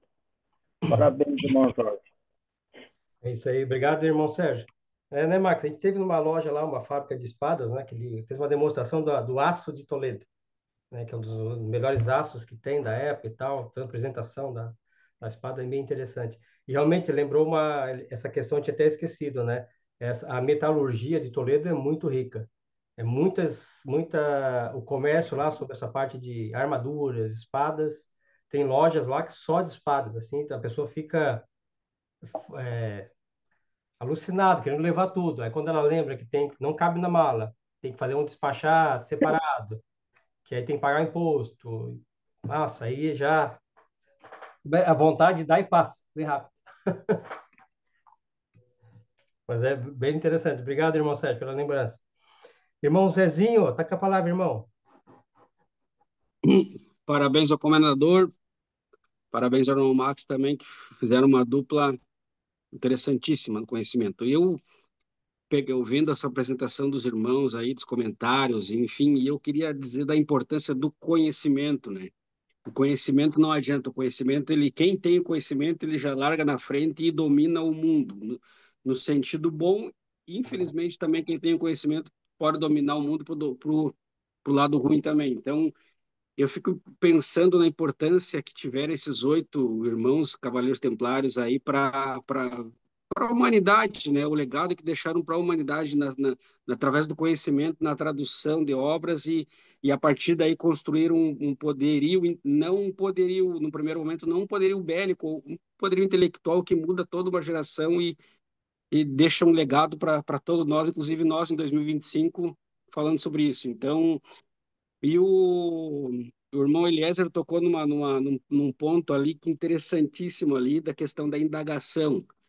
Eu também tenho uma indagação a partir de quando que se vira a chave e esse foco nas questões da alma gira em função não só da alma, mas passa para a questão do poderio financeiro, monetário e tal. A gente tá, cara, é a ganância, sim, a ganância, mas o que que levou, qual foi o processo, qual foi o gatilho que levou esse cidadão, não digo que se perder, mas querer, de repente, amplificar, ó, a gente tem o poder intelectual, vamos dominar, Uhum. tá? Posso estar errado, ó, dominar os... Como é que a gente vai virar essa chave para ter o poderio total, para ter o poderio intelectual e o poderio bélico e a partir daí dominar? Então, essa é a questão que no futuro a gente tem que estudar, porque é uma questão que central, Sim. ao meu ver, entendeu? É isso, irmãos. Obrigado, irmão Zezinho. Realmente, tu colocou uma questão bem importante na obra do nosso amigo aqui, o Alberto Brum, e também naquela palestra que vocês vão ver pelo link que o irmão Max vai colocar ali, ele também toca nesse assunto aí. O que aconteceu é que quando foi criada essa escola de tradutores, os primeiros irmãos ali que criaram, fundaram a escola de tradutores, e aí depois veio as regras templárias com Bernardo de Claraval, não havia um estatuto, não havia um papelzinho dizendo assim, se eu sou o grão-mestre, o primeiro grão-mestre, se eu morrer, quem vai assumir? Como é que é feito? Não existia nada. Então, quando quando aqueles primeiros começaram a morrer, falecer, e os novos vieram, não havia uma regra para isso, entendeu? Como não havia uma regra, e aí vieram os primeiros usurpadores. Aí eles vieram com uma ideia de que, pô, peraí, é, há muita potencialidade nesse movimento, nessa ordem, porque os cistercienses foram subindo de uma maneira enorme, porque eles também foram ganhando terras, né? Ganhando terras e ganhando também a lucratividade das terras dele, que era que lucrava, ia para os mosteiros e tal. Então, os templários da mesma forma. Então, quando não há uma regra clara, vem pessoas de fora e tentam tomar. Eu acredito que foi isso. Eu acho que na palestra do Alberto Brum ele fala sobre isso, que aí ele até coloca o nome da pessoa que assumiu, que logo depois a regra era de 72, 73 artigos lá da regra templária, passou para 76, puxou para 80 e pouco. E aí, entendeu? Então já teve essa mudança ali, já logo que o outro assumiu, já mudou as regras, então já começa ali. É isso. Irmão Blasius, tá aí, irmão Blasius? Positivo. Opa, tá com a palavra, irmão. Semana que vem deve dar menos, né? Menos 4 em São Joaquim e menos 3 em Urubici, na próxima segunda-feira. Fala, irmão Deus o Blasius, livre. tá com a palavra. Deus o livre. Primeiramente, parabenizar aí, né, comendador? E eu acho que é muito importante ter palestras assim, para a gente entender como foi o início, né? Principalmente para a gente escudeiro, né, que está entrando nesse caminho da busca do conhecimento. E eu vejo a comendadoria como ela buscando essa essência inicial, né, filosófica, espiritual. E eu acho que vocês que começaram esse trabalho me representa que vocês vão por essa linha, trazendo essa antiga essência de volta na atualidade, né? Essa é a minha visão e parabéns de novo aí, irmão. Muito boa a tua palestra. Valeu, irmão Blasius. Obrigado. Eu vou passar a palavra agora para o irmão Rafael Moisés, também lá de Urubici. Como é que tá, Rafael? Tranquilo? Tá com a palavra, irmão. Tudo bem? Boa noite, irmãos. Boa noite, comendador. Primeiro, é uma grande honra estar com os irmãos. Dizer que peço perdão pelo meu atraso. Inclusive, estou numa situação bem desconfortável, porque o Marcos disse que eu, o Jorge e o Fer fizemos esse trabalho. Na verdade, eu sempre incentivei dentro da realidade dos meus limites. E o Jorge sabe disso. Incentivei muito porque eu não tinha essa capacidade que o Jorge e o Max têm de conduzir trabalhos e com esse conhecimento vasto. Estou aqui, me atrasei, já até vou mostrar. Estava escrevendo aqui o nome dos aprendizes que estavam fazendo trabalho lá da loja, dando trabalho para eles sobre os assuntos. Então, assim, a escola, na verdade, ela vem de encontro com o verdadeiro grau.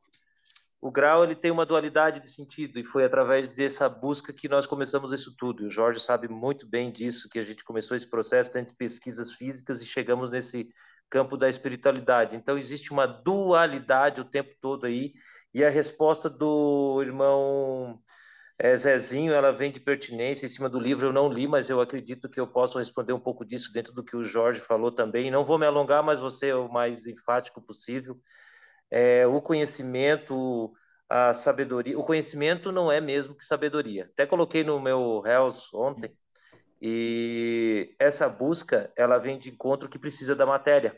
Em algum momento eles viram que só esse conhecimento não era necessário, precisava ter estrutura e infraestrutura para dar acesso às pessoas. Hoje nós temos algo fantástico que é a internet. Olha o que nós estamos fazendo. Estamos nos reunindo todos longe um do outro, mas ao mesmo tempo perto. Então, o que isso significa, dentro do meu entendimento? É essa união real da matéria e espiritualidade. Olha que incrível isso. Através da matéria, estamos buscando conhecimento. Todos têm acesso ao conhecimento.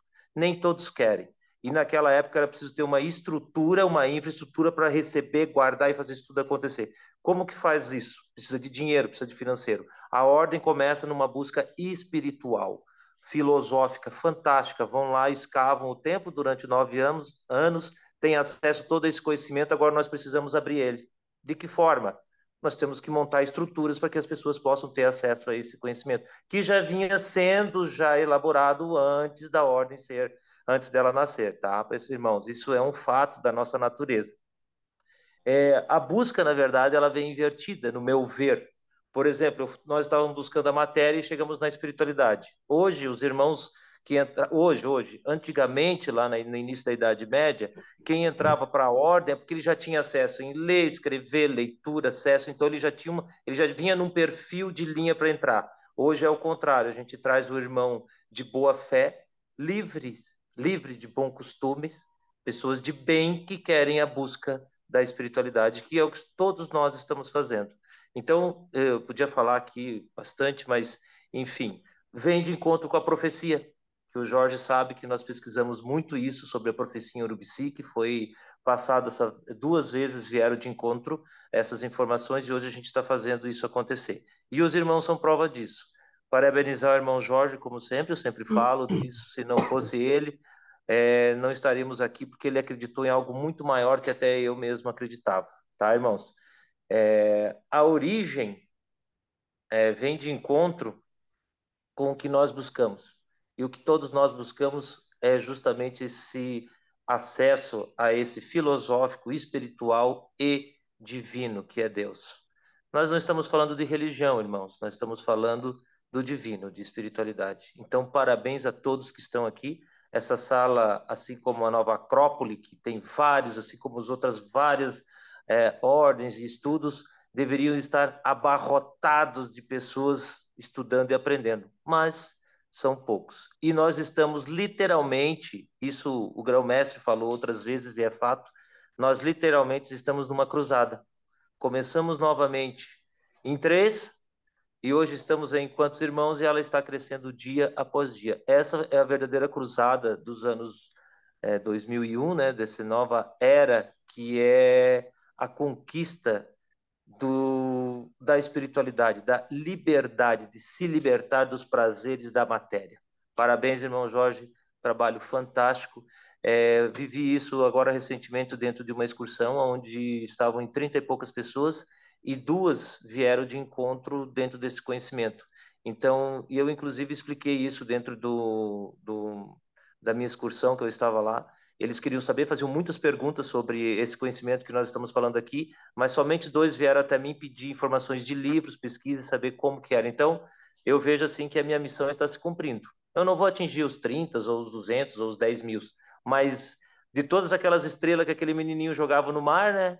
Vem o senhor e pergunta: você não vai salvar todas elas, mas essas que eu joguei de volta ao mar, eu vou salvar. E é isso que nós estamos fazendo e é a nossa busca. Parabéns novamente, irmão. Parabéns, Max. Realmente, o trabalho de vocês é excepcional. Obrigado. Parabéns a todos os irmãos. Foi uma grande alegria estar com os irmãos. É isso aí. Obrigado, irmão Rafael. É a missão, né? Trazer pessoas, mostrar que há algo, há uma luz brilhando e a pessoa pode alcançar essa luz. Qualquer pessoa pode alcançar a luz desde que ela queira. Não que nós alcançamos, a gente não alcançou, a gente também está correndo atrás. Mas, quem sabe, a gente chega um dia lá. Vou fazer novamente mais um merchan aqui. Lá na Amazon tem esse livro aqui, ó. O Exílio da Alma. O Exílio da Alma. Tá? Muito bom esse livro aqui, pessoal. O Exílio da Alma. A Queda nas Esferas da Matéria. Muito bom esse livro aqui. Da Comendadoria também. Esse livro aqui conta essa trajetória da alma aqui, tá? Por que que ela cai na matéria e essa luta para voltar? Por que que ela cai na matéria? Bem esotérico o negócio. Bem bacana esse livro aí. Vale a pena baixar da Amazon aí para ler esse livro. Vou passar a palavra agora para os nossos convidados aqui hoje. É o nosso irmão Arthur e nosso irmão José Carlos, né? Se quiser se manifestar, toca a palavra. José, se não quiser se manifestar, só dá um ok, tá ok. Se quiser falar, toca a palavra. Deixa eu ver se está funcionando. Pode falar que estamos ouvindo. Já tem som? Já tem som. Boa noite a todos. Eu fui convidado hoje para assistir e confesso que fiquei surpreso com o que foi relatado da história dos Cavaleiros Templários, porque a gente sempre tinha uma visão de soldados, padres, guerreiros, banqueiros, né? E hoje apresentou uma visão mais humana de pessoas que prezavam pelo espírito, pela alma. Então, começavam com a tradução daquilo que eles achavam que era bom, verdadeiro. Então, primeiro eles foram guardiões da verdade e do saber. Depois, como diz o irmão Rafael, necessitando talvez de algum bem material para expandir a obra deles, foram atrás do dinheiro. E ali as coisas não andaram muito bem no final. Mas eu achei muito interessante porque mudou a perspectiva do que eram os Cavaleiros Templários. Então, eu gostei mais desta visão do nascedouro, a visão da missão que eles tinham quando começaram. Eu achei muito interessante, confesso que eu desconhecia e fico feliz que vocês tenham abraçado uma causa que tem uma origem muito digna, muito assim. Eu gostei. Eu passo agora, peço a todos que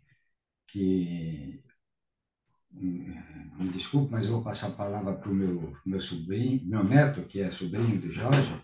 Né? Boa noite para ele. Boa noite a todos. Eu achei muito interessante a aula de hoje. Eu nunca tinha presenciado uma aula relacionada ao tema dos Cavaleiros Templários e eu gostei bastante. Para mim foi muito legal presenciar a aula de hoje. É isso aí. Obrigado, Arthur. Arthur é meu sobrinho, irmão, filho da minha irmã Adriana. E o José Carlos aqui é o meu pai. Está assistindo hoje a nossa apresentação aí. Boa noite a todos. Valeu, obrigado, José. Valeu. Então é isso aí, meus irmãos. Vou encerrar agora a nossa reunião de hoje. Novamente agradeço a presença de todos. Hoje foi um pouquinho extenso, porque era um tema 400, mais de 400 páginas que a gente tentou, né, trazer para vocês aqui, pelo menos o resumo da história. Depois eu vou mandar o link ali da Garba Lux, para quem quiser adquirir o livro deles, do Alberto, e também os outros livros ali da Comendadoria Templária Cavalaria Espiritual de Enoque. Abraço a todos, fiquem todos com Deus. Até a próxima.